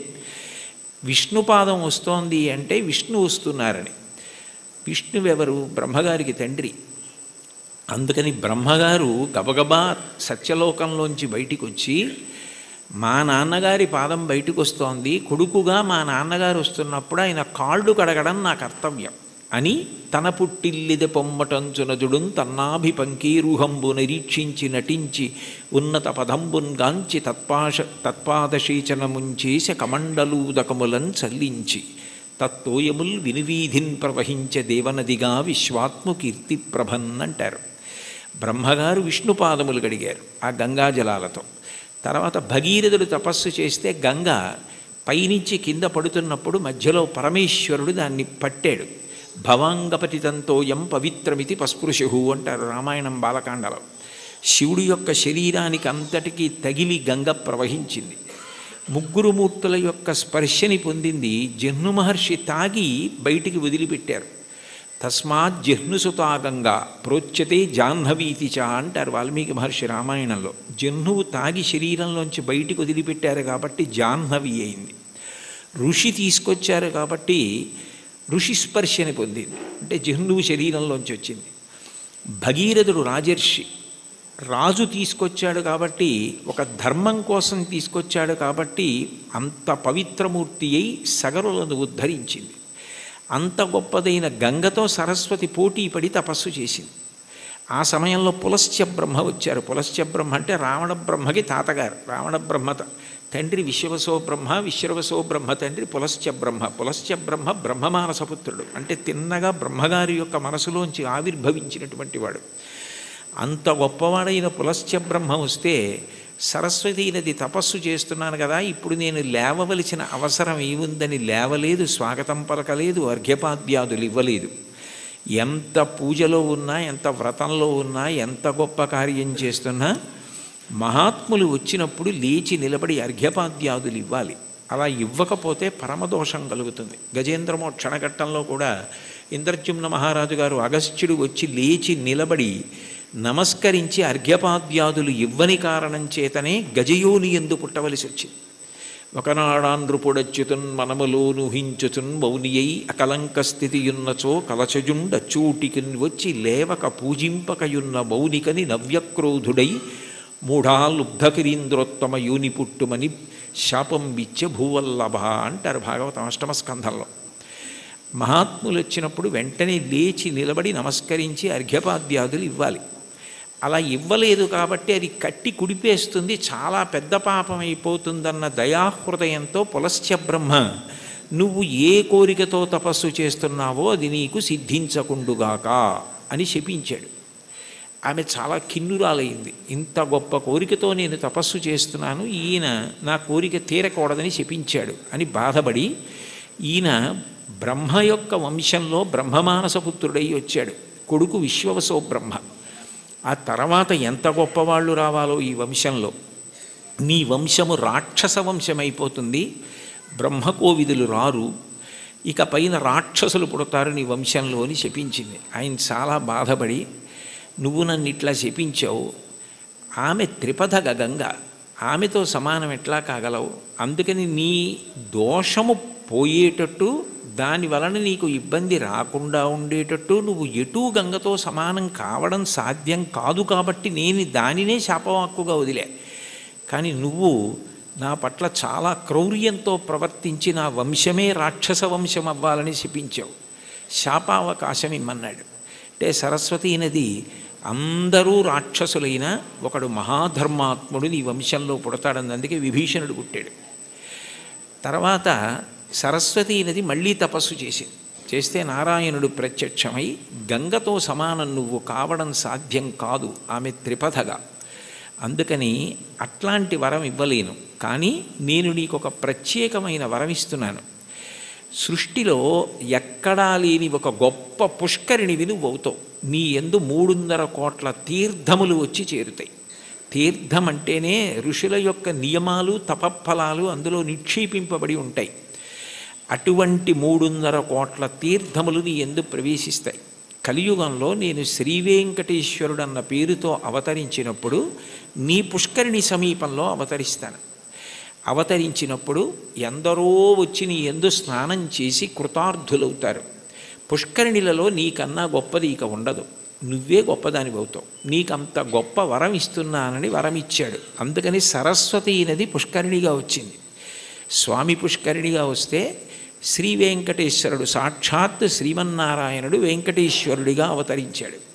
కొండలలో నెలకొన్న కోనేటి రాయడు వాడు అంటే ఎప్పుడో తానిచ్చిన వరాన్ని నిజం చేయడానికి సరస్వతీ నదిని పుష్కరిణి చేసి ఆ పుష్కరిణి ఒడ్డున వెలిసినటువంటి దయామూర్తి. అందుకే స్వామి పుష్కరిణి స్నానం సద్గురోహో పాదసేవనం ఏకాదశి వ్రతం చాపి త్రయం అత్యంత దుర్లభం అంటారు. స్వామి పుష్కరిణి స్నానం అంత గొప్పది. యదా యదా హి ధర్మస్య గ్లానిర్భవతి భారత అభ్యుత్థానమధర్మస్య తదాత్మానం సృజామ్యహం. ఆ ధర్మరక్షణ కొరకు విశేషమైన రాక్షస సంహారం చేస్తాడు. కృష్ణ భగవానుడు కూడా కన్నులు తెరవని కడుచిన్ని పాపడై దానవి చనుబాలు త్రావి చంపే 3వ నెల నాడు ముద్దుల కుర్రడై కోపించి శకటమ్ము కూలత్రోసే ఏడాది కుర్రడై ఎగసి తృణావర్తు మెడపట్టుకొని చీరి బకునిచి చంపే అంటారు. అసలు కన్నులు తెరవడం మొదలు పెట్టనప్పటి నుంచి రాక్షస సంహారం చేశాడు కృష్ణుడు. రాముడు సరే సరి బండన భీముడు అత్తజన బాంధవుడుజ్వల బాణతోణ కోదండ కళాప్రచండ భుజతాండవ కీర్తికి రామమూర్తికిన్ 2వ సాటి దైవమికలీడనుచున్ గడకట్టి భీరికాడాండ డడాండ డాండ నిడదంబుల జండము నిండ మత్త వేదండము నెక్కి చాటెదను దాశరథి కరుణాపయోనిధి అంటారు గోపరాజు గారు. 14,000 మంది రాక్షసుల్ని ఖరదూషణాదుల్ని రాముడొక్కడే చంపాడు. మిగిలిన అవతారాలకి రామావతారానికి తేడా ఎక్కడంటే సర్వసాధారణంగా ఎంత అందగాడైనా ఎంత పుంసాం మోహన రూపాయ పుణ్య శ్లోకాయ మంగళం అయినా యుద్ధం చేసేటప్పుడు కాస్త కోపంగా ఉండి కళ్ళు ఎర్రపడతాయి. కానీ యుద్ధం చేస్తున్నప్పుడు రాముడు చాలా అందంగా ఉంటాడు. ఎప్పుడు బాణం తీస్తాడో, ఎప్పుడు సంధిస్తాడో, ఎప్పుడు విడిచిపెడతాడో తెలియదు. అందుకే మీరు రామాయణం జాగ్రత్తగా చదివితే అసలు ఎటువంటి రాముణ్ణి చూసి శూర్పణఖ మోహించిందంటే యుద్ధం చేస్తున్న రాముణ్ణి చూసి మోహించింది. అబ్బాయి ఎంత అందంగా యుద్ధం చేస్తున్నాడని. అంతటి అందగాడు రాముడు, అంతమందిని చంపినవాడు. కానీ శ్రీ వెంకటేశ్వరుడు రాక్షస సంహారం జోలికి వెళ్ళలేదు. నందక ఖడ్గం ఆయన దగ్గర ఉన్న ఆయన క్షమాగుణంతో ప్రవర్తిస్తాడు. ఎన్ని తప్పులు చేసిన వారైనా ఆయన దగ్గర కైమోడ్చి నిలబెడితే క్షమించడమే ప్రధాన లక్షణంగా ఉండి పాపములకు ప్రాతినిధ్యంగా కేశఖండనం, కేశములను తీసి క్షమించి పంపిస్తాడు. అందుకే సృగ్భూషాంబరహీతీనాం సుషమావహమూర్తయే సర్వార్తిశమనాయాస్తు వెంకటేశాయ మంగళం దయామృత తరంగిణ్యాస్తరంగైరివ శీతలై అపాంగై సించతే విశ్వం వెంకటేశాయ మంగళం అంటారు. అంతటి దయామూర్తి. అటువంటి అవతారం ఇత పూర్వం రాలేదు. ఎన్ని పాపములున్నా సంహరించడం అన్నది చెయ్యడు. ఆ పాపరూపమైనట్టి ధనము కొండపైకి రప్పించి నిస్పృహుండనగుచు అంటాడు. తరిగొండ వెంగమాంబ గారు మహాతల్లి వెంకటాచల మాహాత్మ్యము అని కావ్యం చేసింది. అందులో పాపాన్ని ద్రవ్యం మీదకి ఆవాహన చేసి తెప్పించి హుండీలో వేయించి క్షమాభిక్ష పెట్టి ఆ ద్రవ్యాన్ని నిస్పృహుడై సామాజిక కార్యక్రమాలకు ఇచ్చేస్తుంటాడు. అటువంటి వెంకటేశ్వరుడు ఉన్నాడే, ఆయన ఈ అవతారంలో వరములను కుప్పించడమే ప్రధాన లక్ష్యంగా కలిగినవాడు. నాకున్న పెద్ద భయం ఏమిటంటే, నాకు ఇటువంటివి చెప్పేటప్పుడు ఏ పల్లవి దగ్గరో గంట అయిపోతుంది. అందుకని నాకు చాలా భయం. ఒరే ఇంకా వెనక 3 కీర్తనలు ఉన్నాయి, ఒళ్ళు దగ్గర పెట్టుకో, తగ్గించు తగ్గించు తగ్గించు అని నాకు నేను పరాకు చెప్పుకొని మాట్లాడుతూ ఉంటాను. కాబట్టి కొండలలో నెలకొన్న కోనేటి రాయడువాడు కొండలంత వరములు గుప్పెడువాడు. అయితే ఈ మాట అన్నప్పుడు అన్నమాచార్యుల వారు ఆయన యొక్క అనుగ్రహ వైభవాన్ని 3 రకాలుగా ప్రతిపాదన చేశారు. ఆయన భక్తుల్ని అనుగ్రహించడం అన్నది ఏదో తపస్సు చేస్తే నీకేం వరం కావాలి అని అడిగి వాళ్ళకి ఆ వరం ఇవ్వడం కాదు. అసలు అవతలవారు అడగనటువంటి వరాలు, అవతలవారి యొక్క భక్తిని బట్టి ఎంత వశపడిపోతాడు అన్నదానికి పరమాద్భుతమైనటువంటి ఉదాహరణలు కొన్ని చెప్పారు. అందులో మొదటి చరణంలో కురువరతి నంబి, అంతే కదమ్మా, కుండలు చేసిన ఎట్టి కొండలు. ఇందులో మొట్టమొదట ఇది అక్కర్ల నాకు ఉదాహరణ చెప్తే చాలు. కుండలు చేసేటటువంటి కుమ్మరిదాసుడైన కురవరతి నంబి, కుండలు చేసేటటువంటి ఒక కుమ్మరి వృత్తిలో ఉన్నటువంటి వ్యక్తిని ఆయన ఎంత అనుగ్రహించారన్నది ఉదాహరణగా చెప్తున్నారు. తొండమాన్ చక్రవర్తి వెంకటేశ్వరుడికి ఆనందనిలయ విమాన నిర్మాణం చేసిన తర్వాత ప్రతిరోజు బంగారు తులసీ దళాలతో పూజ చేసేవాడు. అసలు వెంకటేశ్వర స్వామి ఈ లోకంలో ఆవిర్భవించినప్పుడు మొట్టమొదట చెప్పిన మాట, ఏకేన తులసి మాత్ర దళీనాపి నరోత్తమ పూజయేద్ భక్తిభావేన తంరక్షామితి మత్పణః. నాకు భక్తితో ఒక్క తులసి దళం ఇస్తే చాలు, అన్యథా నేను ఇంకేం కోరను. నేను కోరుకునేది నేను చెప్పినట్టు బ్రతకడం. ధర్మం అన్న మాటకు అర్థం ఏమిటంటే ఆయన చెప్పినట్టు బ్రతకడమే ధర్మం. దానికి ఫలితం ఏమిటంటే ఆయన సంతోషిస్తాడు. ఆయన సంతోషం కన్నా నాకు ఇంకేం అక్కర్లేదు. ఆయన సంతోషం కోసం నేను ధార్మికంగా బ్రతికితే నాకు చాలు అన్నవాడెవరో వాడు ధర్మాత్ముడు. అటువంటి ధార్మిక జీవనము ఎవరి ఎందున్నదో వారు ఆయన దగ్గరికి వచ్చారా, ఆయన కోరారా, ఇవన్నీ ఆయన చూడటం.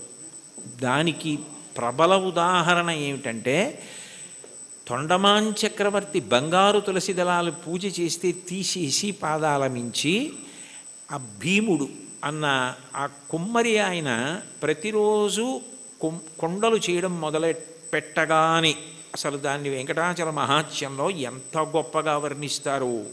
బంకమన్నుతో దళాలు చేసి కొయ్య వెంకటేశ్వరుడి పాదాల మీద సమర్పణం చేసి మొదలెట్టేవాడు ఆయన. ఆయన వరకు ఆయనకి అది కొయ్య బొమ్మ కాదు, అది వెంకటేశ్వరుడు. అలా నమ్మి చేశాడు ఆయన.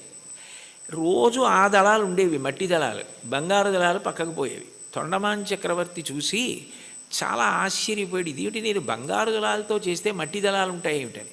అప్పుడు వెంకటేశ్వరుడు మాట్లాడాడు, ఆయననే అడిగాడు. అడిగితే ఆయన అన్నాడు, ఇవన్నీ నాకు అక్కర్లేదు, ఈ పటాటోపం నాకెందుకు, ఆ బంగారం నేను సృష్టించింది, నేను ఇవ్వనిది నేను సృష్టించనిది ఎక్కడా ఉండదు.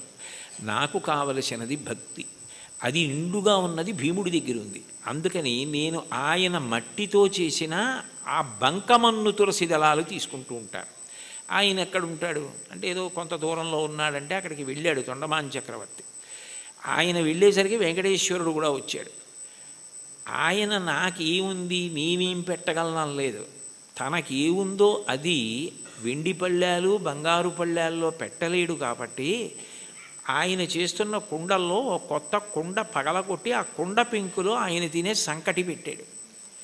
పరమప్రీతిగా తిన్నాడు వెంకటేశ్వరుడు. ఆయనకి ఏం కావాలి, ఆయనకి కావలసింది భక్తి. భక్తి కల్గు కూడు పట్టెడైనను చాలు, దళమైన పుష్పమైనను. చివరికి సలిలమైన బాయని భక్తిని కొలచిన జనులర్పించిన ఎలమిన్ రుచిరాన్నముగను ఏనుభుజింతున్నంటాడు కుచేలోపాఖ్యానంలో. భక్తితో పెట్టినది ఆయనకు కావాలి, అది ఆయన తిన్నాడు. తిని ఒక వరం ఇచ్చాడు. అసలు నిజానికి ఆ వరం ఆయన అడగలేదు భీముడు. ఆయన మీరు రండి నా దగ్గరికి అని అడగలేదు. ఆయనే వెళ్ళాడు. వెళ్ళి ఇక పైన నా అవతారం భూమి మీద ఉన్నంత కాలము కూడా నేను తీసుకునే మహానైవేద్యం కుండ పెంకులో ఉంటుంది. అందుకని ఓడు ప్రసాదం అని ఇప్పటికీ కూడా ఆనందనిలయ విమానం లోపల కొత్త కుండ పెంకులోనే ఆయనకి నైవేద్యం అవుతుంది అని అంటారు. అంటే అడగకుండానే అంత గొప్ప వరాన్నిచ్చి భీముణ్ణి భార్యని కూడా దివ్యమైన విమానం ఎక్కించి వైకుంఠానికి తీసుకెళ్ళాడు. బ్రహ్మాదులకు ఆయన మాట తప్ప ఆయన రూపు అసలు దర్శనం అవ్వదంటారు. అలాంటి వాళ్ళని తీసుకెళ్ళాడు. అంటే ఊహించని వరం. కొండలలో ఉన్నవాడు కొండలంత వరం ఇవ్వగలిగినవాడు, ఊహించలేని వరం ఇవ్వగలిగినవాడు. ఆయనను ఇది ఇవ్వండి అని కాకుండా భక్తితో ప్రేమతో ఆయనని పట్టుకోగలిగితే ఆయన ఏదిస్తాడన్న దాన్ని ఊహించడం కూడా నీకు సాధ్యం కాదు. రెండవ చరణంలో తిరుకచ్చినంబి గురించి చెప్తున్నారు. కాంచీపురంలో తిరుకచ్చినంబి అని బాగా స్వామివారికి ఆంత్యవాసిత్వం చేసేవాడైన. ఎంత భక్తుడంటే ఇంచుమించు అర్జునుడిలా సఖ్యభక్తి గెలిపాడైన. ఉదయం బాలభోగం అంటారు కదా, ప్రాతకాల నైవేద్యం అయిపోయిన తర్వాత అందరు వెళ్ళిపోయేవారు. వరదరాజస్వామి కాంచీపురంలోని ఉండబోయ్ అని తిరుకొచ్చినంబిని కూర్చోబెట్టుకుని లౌకిక విషయాల దగ్గర మొదలుపెట్టేవారు. కాంచీపురంలో ఆ వీధిలో ఆ ఇంట్లో ఏం జరిగింది, ఇక్కడ ఏం జరిగింది, ఖాళీ ఉన్నప్పుడు మనం ఎలా మాట్లాడుకుంటామో అలా మాట్లాడుకోవడం మొదలుపెట్టి తర్వాత శాస్త్ర చర్చ, వేదాంత ప్రవచనం ఇవన్నీ చేస్తూ ఉండేవారు. ఇద్దరు మాట్లాడుకుంటూ ఉండేవారు. మహానైవేద్యం వరకు ఉండి ఆయన అలా పడుకుంటే ఈయన విసినికర్ర పెట్టి విసురుతూ ఉండేవాడు. ఎప్పుడు చూడండి కంచి గరుడ సేవ అంటారు, అలా ఆయనకి ఎప్పుడు విసినికర్ర పట్టి విసురుతూ ఆయనతో మాట్లాడుతుండేవాడు. మహానైవేద్యం తర్వాత నేను కాసేపు విశ్రాంతి తీసుకుంటానంటే ఆయన పాపం ఇంటికి వెళ్ళిపోయేవాడు. తిరిగొచ్చినవి వెళ్ళిపోయి భోజనం చేసి మళ్ళీ సాయంకాలం స్వామివారి ఆరాధన ప్రారంభానికి వచ్చి మళ్ళీ విసురుతూ ఉండేవాడు ఏకాంత సేవ వరకు. అలా చాలా కాలం గడిచిపోయింది. వీళ్ళిద్దరూ మాట్లాడుకుంటారన్న విషయం కూడా లోకంలో ప్రచారం అయిపోయింది. ఒక రోజున మధ్యాహ్న కాలం ఇంకా దగ్గర పడిపోతుంది, ఇంకా మహానైవేద్యానికి వచ్చేస్తారు. నేను వెళ్ళి మళ్ళీ సాయంకాలం వస్తాను స్వామి అని చెప్పి ఈ తిరుకచ్చినంబి గుడిలోంచి బయటకు వస్తున్నాడు. బ్రహ్మాండమైన వర్షం. ఎలా వెళ్ళాలి? వెళ్ళడం ఆలస్యం అయితే రావడం ఆలస్యం అవుతుంది. రావడం ఆలస్యం అయితే స్వామివారికి విసినిగర్ర పెట్టి విసరద్దు, ఎట్లా సేవ ఆలస్యం అయిపోతుంది, ఇంత వర్షం పడుతోంది, ఎలా వెళ్ళడం అని ఆలోచిస్తున్నాడు. ఎవరో ఒక వృద్ధ వైష్ణవుడు ఒక ఆయన వచ్చి స్వామివారు పంపించారు, మీరు గబగబా ఇంటికి వెళ్ళాలట కదా, నేను గొడుగు పడతాను రండి అని చెప్పి గొడుగు పట్టాడు. ఆ గొడుగులో తిరుకచ్చినంబి ఇంటికి వెళ్ళాడు. మీరు భోజనం చేసి రండి, నేను ఇక్కడే ఉంటాను, సాయంకాలం వాన తగ్గకపోతే మళ్ళీ గొడుగులో తీసుకెళ్తానన్నాడు. అని సాయంకాలం మళ్ళీ గొడుగులో ఆయన్ని తీసుకొస్తున్నాడు తిరుకచ్చినంబిని. కొంచెం ఆలస్యమైంది వర్షం వల్ల. ఈలోగా సాయంకాలం సేవ కోసం అర్చకులు వరదరాజస్వామి గుడి తీసి తలుపులు తీశారు. తలుపులు తీస్తే లోపల స్వామివారు లేరు. వాళ్ళు కంగారు పడిపోయి తిరుకచ్చినంబితో మాట్లాడుతూ ఉంటాడు కదా, ఏం దోషం జరిగిందో చూద్దాం ఆయనకి తెలుస్తుందని ఆయన కోసం వెతికారు. ఆయన లేరు. ఆయన కొంచెం ఆలస్యంగా వచ్చారు. నీకేమైనా తెలుసా నంబి, స్వామివారు ఏమైపోయారు, కనపట్టలేదు, ఏమైనా అపరాధం జరిగిందా, ఎవరినన్నా భక్తులను అనుగ్రహిస్తున్నారా అని కంగారు పడిపోతున్నారు. అదేమిటి నాకు తెలీదు, ఎక్కడికి వెళ్ళిపోయారని చెప్పి ఆయన స్వతంత్రంగా ఇంట్లోకి వెళ్ళి వస్తువుల్ని వెతికే యజమాని ఎలా ఉంటాడో అలా వెళ్ళి అదేమిటి స్వామివారు లేకపోవడం ఏమిటని చూస్తే ఆయన అలాగే పడుకుని ఉన్నారు. అయ్యో ఇక్కడే ఉన్నారు వరదరాజస్వామి వారు, మీరు వెతుకుతున్నారు ఏమిటన్నారు. వచ్చి చూసేటప్పటికి ఆయన ఒంటి మీద వర్షపు నీటి చుక్కలు ఉన్నాయి. అంటే తాను తడిసి తిరుకచ్చినంబికి గొడుగు బట్టి తీసుకొచ్చారు. ఆ తిరుకచ్చినంబి ఇంట్లో భోజనం చేసినంతసేపు వరదరాజస్వామి వారు బయట నించున్నారు. బయట నించుని గొడుగు పట్టుకుని నించుని ఆయన వచ్చిన తర్వాత ఆయన్ని తీసుకుని వచ్చారు. అంటే ఒక భక్తుడి కోసం భగవంతుడు ఎంత కిందకొస్తాడు అవన్నీ అడిగారా తిరుకచ్చినంబి? అడగలేదు. అడగకపోయినా అంత కిందకొచ్చి తర్వాత భాగవతులతో కలిసి ఎలా ఉండాలో చెప్పి చిట్ట చివరికి మోక్షం ఇచ్చారు. ఆ తిరుకచ్చినంబిని అనుగ్రహించినటువంటి వరదరాజు వెంకటేశ్వరుడి కన్నా భిన్నుడు కాడు. ఒకటే, అదే అనేక కీర్తనల్లో ప్రతిపాదిస్తారు ఆ రాముడే వెంకటేశ్వరుడు అని. అటువంటి తిరుకచ్చినంబిని ఊహకందని రీతిలో అనుగ్రహించవే, ఎవరైనా వరం అడిగితే ఏం అడుగుతాడు? ఏదో జ్ఞానం ఇమ్మంటాడు, లేకపోతే భక్తి ఇమ్మంటాడు, డబ్బు ఇమ్మంటాడు, ఏదో వృద్ధిని అడుగుతాడు. వాళ్ళు అసలు ఏమీ అడగలేదు. వాళ్ళ ఊహకి కూడా అందనివి నువ్వు చేసి పెట్టావు. వాళ్ళకి చరిత్రలో వాళ్ళు నిలబడిపోవడానికి కారణం నీ అనుగ్రహమా, వాళ్ళు అడగడమా? అంటే నీ అనుగ్రహం. అంత అనుగ్రహం దేనికి చేశావు? విసిరికర్ర పెట్టి విసిరితే చేశాడు అనగలరా మీరు? కాదు. ఆ ప్రేమ, అంత ప్రేమ, ఆ ప్రేమ చివరికి ఏమైపోయిందంటే లౌకిక సంభాషణ నుంచి శాస్త్ర చర్చ వరకు వెళ్ళి తిరుకొచ్చిన ఇంటికి గొడుగులో తీసుకెళ్ళి గొడుగట్టు వీధిలో నుంచి మళ్ళీ తీసుకొచ్చి వర్షం తాను మీద పడేటట్టు చేసుకున్న ఇంతగా లొంగిపోయి దిగొచ్చి అనుగ్రహించినటువంటి ఓ స్వామి, నీ దయకి హద్దు ఎక్కడుంది? అంటే వెంకటేశ్వరుడు అనుగ్రహించే తీరు అట్లా ఉంటుంది. మామూలుగా ఏదో కొడుకునిచ్చాడు, కూతుర్నిచ్చాడు, పెళ్లి చేయించాడు, ఉద్యోగం ఇచ్చాడు, ఇవి కాదు. కొండలంత వరములు ఇచ్చేటటువంటి వాడు. అది చెప్పడానికి ఎంతంత గొప్ప ఉదాహరణలు తీసుకున్నారు. అంత దిగొచ్చినటువంటి ఉదాహరణ ఇంకొకటి చెప్పారు. అందులో ఇప్పటికీ కూడా మీరు వెంకటేశ్వర స్వామి వారు ఊరిరిగింపుగా వెళుతూ ఉంటారు ప్రదక్షిణ వీధుల్లో. ఆ వెళ్తున్నప్పుడు ఆ స్వామివారికి ఊంజల్ సేవ జరిగిన ప్రాంతం నుంచి తిన్నగా వెళ్ళిపోయినప్పుడు మలుపు తిరుగుతారు అది వరాహస్వామి గుడి వైపుకి. ఆ మూల చూస్తే ఎడం పక్కకి వెడితే ఇప్పటికీ కూడా అనంతాళ్వార్ చెరువు అని ఉంటుంది. అనంతాళ్వార్ ట్యాంక్, ఏటీసీ కాటేజెస్ అంటారు. అంటే అనంతాళ్వార్ ట్యాంక్ కాటేజెస్ యథార్థానికి అవి. ఆయన ఒకప్పుడు వెంకటేశ్వర స్వామి వారికి పుష్పకైంకర్యం చెయ్యాలి, తగినన్ని పూలు లేవు కొండ మీదని భార్యతో వచ్చి చెరువు తవ్వుతున్నారు. నీరు ఉంటే కదా మొక్కలు పెంచడం అని. ఆ చెరువు తవ్వుతుంటే భార్య గర్భిణి. ఆమె నెల నెలకి నిండు గర్భిణి అయి పాపం ఈయన తవ్వుతుంటే ఆ మట్టి అట్టుకుని పట్టుకెళ్ళి దూరంగా పోసి మళ్ళీ తట్ట తెస్తుంటే చూడలేక వెంకటేశ్వర స్వామి ఓ 12 ఏళ్ల పిల్లాడి రూపంలో వచ్చి, అమ్మ నేను పట్టుకెడతానులేండి మట్టి తట్ట, మీరు నించోండని గబగబా పట్టుకెళ్ళి మట్టి పోసేసి మళ్ళీ ఖాళీ తట్ట అట్టుకొచ్చేస్తున్నారు. ఏమిటి నిండు గర్భిణి, నేను మట్టి తవ్వే లోపల తట్ట పట్టుకెళ్ళి ఎక్కడో మట్టి పోసేసి మళ్ళీ మట్టి తట్ట పట్టుకొచ్చేస్తోంది అని ఆయన ఆశ్చర్యపోయి తలెత్తి భార్యని అడిగారు, ఇంత తొందరగా ఎలా తీసుకెడుతున్నావు అన్నారు. నేను కాదు, ఇదిగో ఈ పిల్లాడు మీరు ఇంతకు ముందు ఒకసారి వచ్చి సేవ చేస్తానంటే వద్దు, మా గురువుగారి మాట నేనే చేసుకోవాలి, మా ఆవిడ చేసుకోవాలన్నారు. కానీ అమ్మ నువ్వు నిండు గర్భిణివి కదా, చేసి పెడతానంటే కాదనలేక చేయమన్నాను, ఆ పిల్లాడు మోస్తున్నాడు మట్టి తట్ట అంది ఆవిడ.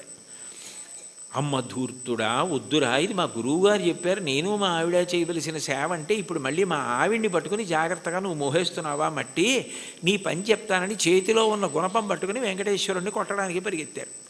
ఆయన గుడి చుట్టూ పరిగెత్తారు ఇప్పుడున్న ప్రదక్షిణ వీధుల్లో. వెనక అనంతాచార్యులు వారు పరిగెత్తారు. ఆయన ఆనందనిలయ విమానంలో దూరిపోతున్నాడు. దూరిపోతుంటే కోపం వచ్చి పిల్లాడు పారిపోతున్నాడని గుణపం విసిరారు. ఆ గుణపం వెళ్ళి గడ్డానికి కొట్టుకుంది. ఆ గడ్డం బద్దలై నెత్తురు కారింది. ఈయన సరే పిల్లాడు పారిపోయాడు దొరకపోతాడా అని వెళ్ళిపోయారు. సాయంకాలం సంధ్యావందనం చేసుకుని గుళ్ళోకి వెళ్ళేటప్పటికీ స్వామివారి గడ్డంలోంచి రక్తం కారుతోంది. అందరూ కంగారు పడిపోతున్నారు. అప్పుడు వెంకటేశ్వర స్వామి వారు, నా ప్రియభక్తుడు నాకు పుష్పవాటిక నిర్మించాలని భార్యతో కలిసి చెరువు తవ్వుతుంటే ఉపకారం చేయడానికి వెడితే నా మీద గుణపం విసిరాడు. ఈ గుర్తుగా ఎప్పటికీ నేను ఇక్కడ ఈ మచ్చ ఇలాగే ఉంచుకుని దాని మీద పచ్చకర్పూరం అద్దుకుంటాను అని ఇప్పటికీ వెంకటేశ్వరుడి గడ్డం మీద పచ్చకర్పూరపు మచ్చ. మనం ఇప్పటికీ వెంకటేశ్వర స్వామి వారి దర్శనానికి శంఖనిధి పద్మనిధి నీళ్లు పడుతుంటాయి. అక్కడ కాళ్ళు కడుక్కొని పెద్ద గడప దాటి కుడి చేతి వైపు గోడ మీద చూడగానే ఓ గుణపం వేలాడుతుంటుంది. గడ్డపార అని ఉంటుంది తెలుగులో, అనేక భాషల్లో రాసి ఉంటుంది. ఆ గుణపమే అనంతాచార్యులు వారు విసిరారు. ఆ తర్వాత ఆయనతో ఎన్నో లీలలు చేశారు. ఇప్పుడు అవన్నీ ఎందుకు? కాబట్టి ఆఖరికి భక్తుడి చేతిలో దెబ్బతిని రక్తం కారి అంతటి మహానుభావుడు దాన్ని పచ్చకర్పూరం అద్దుకుని, ఏమో చూసిన వాళ్ళందరూ ఆ పచ్చకర్పూరం ఏమిటి, ఆ మత్స్య ఏమిటి అని అడిగితే పెద్దవాళ్ళందరూ పిల్లలకి ఈ కథ చెప్తుంటే నీ పేరు వినపడితే నేను మురిసిపోతానోయ్ అని చెప్పి కొట్టిన దెబ్బని మచ్చగా ఉంచుకొని పచ్చకర్పూరం పెట్టుకున్నావే, నీ దయకి హద్దుందా? బతిమాలి బతిమాలి మట్టి మోసి గుణపం దెబ్బతిని దాన్నేమో ఒక పెద్ద గుర్తుగా ఉంచుకున్నావా? ఎంత ప్రేమైకమూర్తివయ. ఆఖరికి ఇప్పటికీ ఆయన బొగడ చెట్టు రూపంలో ఉంటారంటారు. నేను వెళ్ళినప్పుడు అప్పుడప్పుడు వెడుతూ ఉంటాను. వాళ్ళు పాపం వాళ్ళ వారసులు ఉన్నారు, ఎంతో ప్రేమగా పిలిచి నన్ను మాట్లాడుతూ ఉంటారు. కాబట్టి అనంతాచార్యుల వారిని అంత గొప్పగా అనుగ్రహించినటువంటి వాడివే నువ్వు. నీ దయకి హద్దు ఎక్కడుంది? అడిగితే వరం ఇవ్వడం కాదు, అడగకుండా కొండలంత వరాలు ఇచ్చేసావే. ఇప్పటికీ స్వామివారు ప్రత్యేకంగా అక్కడికి వెడతారు. అనంతాచార్యుల వారు ఎక్కడ చెరువు తవ్వారో, ఎక్కడ చెట్టు ఉందో అక్కడికి వెళ్ళి ఆయనకి హారతి ఇచ్చింది అనంతాచార్యుల వారికి ఆ బొగడ చెట్టుకి ఇస్తారు. ఇప్పటికీ సంవత్సరంలో ఒకరోజు ఉత్సవం జరుగుతుంది. అనంతాచార్యుల వారు గుణపం విసిరిన రోజున అంత వేగంగా ఆనందనిలయ విమానం చుట్టూ పరిగెత్తినట్టే వెళ్ళిపోయి పల్లకి లోపలికి వెళ్ళిపోతుంది. అంటే భక్తుడు కొట్టిన రోజుని ఉత్సవంగా చేసుకుని ఇప్పటికీ ఆనందనిలయం చుట్టూ అలా పరిగెడుతున్నావా? ఏమిటయా నీ దయ? అంతుందా దానికి? ఇంతటి దయామూర్తివా, అంతటి వాడివి, నీ గోటి కాంతి చూడడం సాధ్యం కాదు. అక్రూరుడు అంటాడు భాగవతంలో, శూరులు తొల్లియే విభుని శోభిత పాద నక ప్రభావళించేరి భవాంధకారముల చిక్కక ఉందురు అట్టి దేవునిన్ వైరముతోడనైన పిలువన్నను పంపి శుభంబు చేసే నిష్కారణమైన ప్రేమ ఇది కంసుని పోలు సకుండు కల్గుని అంటాడు. ఆయన కాలి గోటికి ఉన్న కాంతిని చూడడం సాధ్యం కాదు.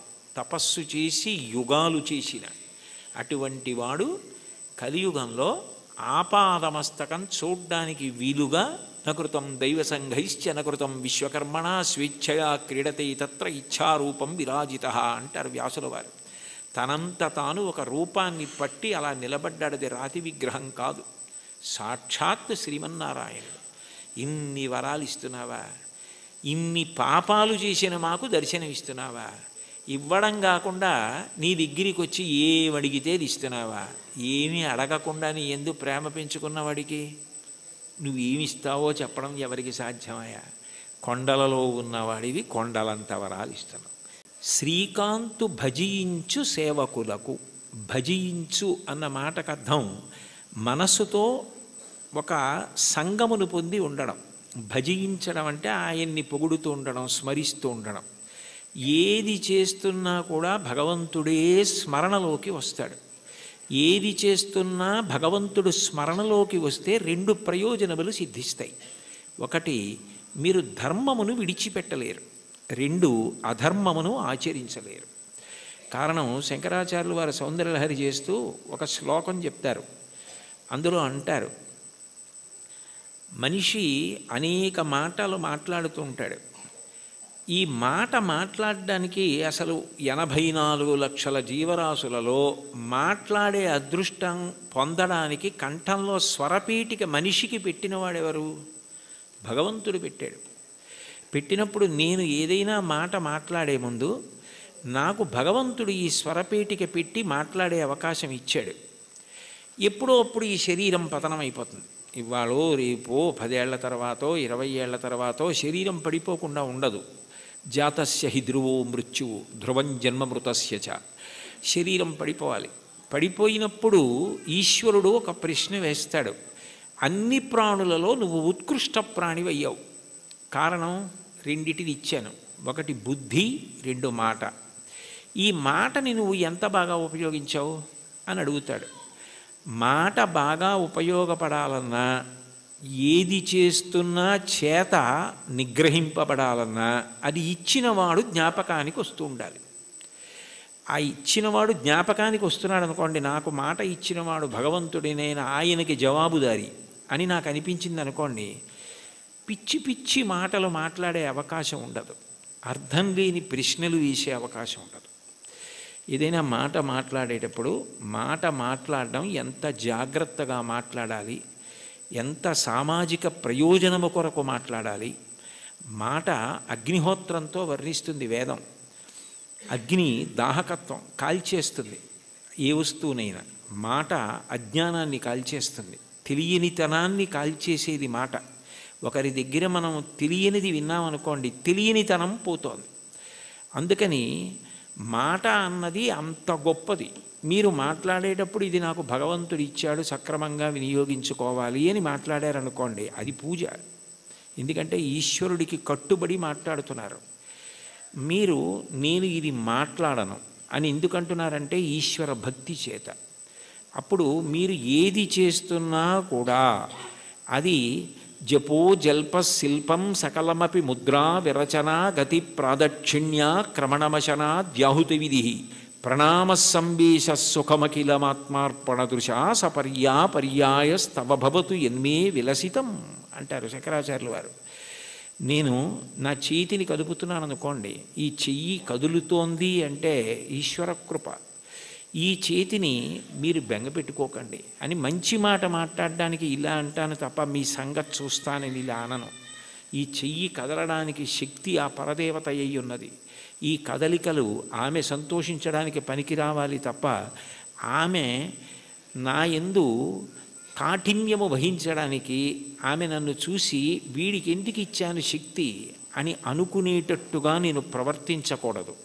యాదేవి సర్వభూతేషు శక్తిరూపేణ సంస్థిత. ఆ తల్లి నా యందు శక్తిగా ఉంది, దాన్ని సద్వినియోగం చేసుకోవాలి అనుకున్నాను అనుకోండి, నేను అప్రయత్నంగా పుణ్యకార్యామే చేస్తాను తప్ప ఈశ్వరుడు ఖేదము పొందకూడదు. కాబట్టి ఆయన నా యందు అమర్షము పొందకూడదు. కాబట్టి నేను ఎప్పుడూ పాపము చెయ్యకుండా నన్ను నేను నిగ్రహించుకోగలుగుతాను. అది భజించు భక్తి. ఆ స్మరణ ప్రహ్లాదుడిది. పానీయంబులు త్రావుచున్ కొడుచుచున్ భాషించుచున్ హాసలీలా నిద్రాదులు చేయుచున్ తిరుగుచున్ లక్షించుచున్ సంతత శ్రీనారాయణ పాదపద్మయుగళీ చింతామృతాస్వాద సంధానుండై మరచన్ సురారిసుతుడే తద్విశ్వమున్ భూవరా. ఏది చేస్తున్నా భగవంతుడి జ్ఞాపకానికి వస్తూ ఉంటాడు. ఆయనది మహోపకారం. ఆకలేసిందనుకోండి, ఊళ్ళో అన్నీ తెలుసుకుంటున్నాను కానీ నాలో పదార్థం అయిపోయిందని నాకు తెలియదు. మంటగా వస్తే తొందరగా తింటానని క్షుత్తు భరించలేని మంటగా ఆకలి రూపంలో వచ్చి నువ్వే పంటగా భూమి మీద పండి బ్రహ్మాండంలోది పిండాండంలో పడేస్తే జీర్ణం చేసి నేను తిన్న పప్పు కూర పచ్చడి పులుసు ఇవన్నీ లోపలికి వెడితే అహం వైశ్వానరో భూత్వా ప్రాణినాం దేహమాశ్రిత ప్రాణాపాన సమాయుక్తం పచాన్యన్నం చతుర్విధం పచనం చేసి జీర్ణం చేసి పిప్పిని తెల్లవారేటప్పటికీ సంవరణీకండరములు సడలిపోయి బయటికి వెళ్ళిపోయేటట్టు అనుగ్రహించగలిగావా అని ఎప్పుడూ స్మరణ చెయ్యగలిగిన వాడికి ఎప్పుడెప్పుడు ఆయన సేవ చేద్దామా అని అనిపిస్తుంది. అప్పుడు పూజ అంటే అరగంట చేద్దామా 20 నిమిషాలు చేద్దామా అనిపించదు. నా యందు ప్రాణమై నాకిన్ని చేస్తున్న ఆ స్వామి పాదములు నేను ప్రీతితో కడగాలి అని ఆ పాదాలు కడిగేటప్పుడు అంత తాదాత్మ్యతతో కడుగుతాడు, అంత తాదాత్మ్యతతో తుడుస్తాడు. ప్రవర్తించేటప్పుడు అంత తాదాత్మ్యతతో భగవద్భక్తితో ప్రవర్తిస్తాడు. విశ్వమంతా విష్ణువుగానే చూస్తాడు. విశ్వం విష్ణుర్వషత్కారో భూత భవ్య భవత్ప్రభు అని చదవడం వేరు, విశ్వమును విష్ణువుగా చూడడం వేరు. విష్ణువును విశ్వమంతా చూసిన వాడికి విశ్వమే బంధువు, విశ్వమే ఈశ్వరుడు. అప్పుడు ఆయన ప్రవర్తన ఎలా ఉంటుంది? ఆయన దేనిని గాయపరచలేడు. కారణం ఆయనకి కనపడుతున్నది అంతా విష్ణువే. రామకృష్ణ పరమహంస దగ్గరికి వెళ్ళి ఎన్ని చెప్పినా వినడండి వాడు నారాయణుడే అని అడిగాడు వివేకానందుడు. నారాయణుడు కాడని అనకు, మూర్ఖ నారాయణుడను అన్నారు. అంటే అది భక్తి, అంతటా విష్ణువుని చూడగలగడం. అలా భజించి సేవించేటటువంటి వాళ్ళు ఎవరున్నారో వాళ్ళు తరించడానికి నిరోధించగలిగినది ఏముంటుంది అంటే అడ్డము కాగలిగినది బారుమాను అంటారు. మార్కండేయ కృతం సప్తశతి స్తోత్రంలో అర్గళా స్తోత్రం అని ఉంటుంది. అర్గళా స్తోత్రం అంటే బారుమాను నిరోధించున్నది అని. నిరోధించగలరా? ఆపగలరా? అట్లా సేవించగలిగిన వాడెవరున్నాడో, అటువంటి మనసు పొందినవాడెవరున్నాడో వాడు స్వామి యందు ఐక్యము కాకుండా ఆ భక్తియే చివరికి జ్ఞానమై మోక్ష కారణమవుతుంది, ఆయన యందు కలిసిపోతుంది. ఆ ప్రవహించిన భక్తి నది వెళ్ళి సముద్రమునందు కలిసిపోయినట్లు. భక్తికి చరమాంకం ఏమిటంటే ఈశ్వరుణ్ణి చేరిపోవడమే. దానికి ప్రతిబంధకాలు ఉంటాయి కానీ అడ్డలేవు. శంకరాచార్యులు వారు శివానంద లహరిలో ఒక అద్భుతమైన శ్లోకం చెప్తారు. అందులో అంటారు, అంకోలం నిజబీజ సంతతి రయస్కాంతోఫలం సూచికా సాధ్వీ నైజ విభుం లతాక్షితిరుహం సింధు సరిద్వల్లభం ప్రాప్నోతీహ యథా తథా పశుపతే పాదారవిందద్వయం చేతో వృత్తిరుపేత్య తిష్టతి సదా సా భక్తిరిత్యుచ్యతే అంటారు. నది సముద్రాన్ని చేరుకోవడానికి బయలుదేరుతుంది. ఎవరు దారి చూపిస్తారు? ఓ నది ఇలా వెళ్ళు సముద్రం వస్తుందని చెప్తారా? చెప్పరు. నది వెళ్ళిపోతూ ఉంటుంది. వెళ్ళిపోతున్నప్పుడు ఏ చంద్రశేఖరేంద్ర సరస్వతి మహాస్వామి వంటి మహాపురుషులో స్నానం చేస్తారు. అంతటి మహానుభావుడు ఇక్కడ స్నానం చేశాడని నది ఆగదు. ఒక ధూర్తుడు మూత్ర విసర్జన చేస్తాడు, అవమానమని బెంగపెట్టుకోదు. ఒక ముళ్ళ కంప వీపు చీరుతుంది, బొడ్డు నుంచి వంగి బాధపడదు. ఒక చోట బొగడపూల చెట్టు పువ్వులు రాలుస్తుంది, పొంగిపోదు. మానవమానములు దాటి సముద్రమును చేరడమే తన పరమ ప్రయోజనంగా తాను వెళ్ళిపోతుంది. కుంతీదేవి కృష్ణుని అడుగుతుంది భాగవతంలో, యాదవులందు పాండుసుతులందు నాకు మోహ విచ్ఛేదము చెయ్యుమయ్య, ఘనసింధువు చేరిడి గంగభంగి నీపాద సరోజ చింతనముపై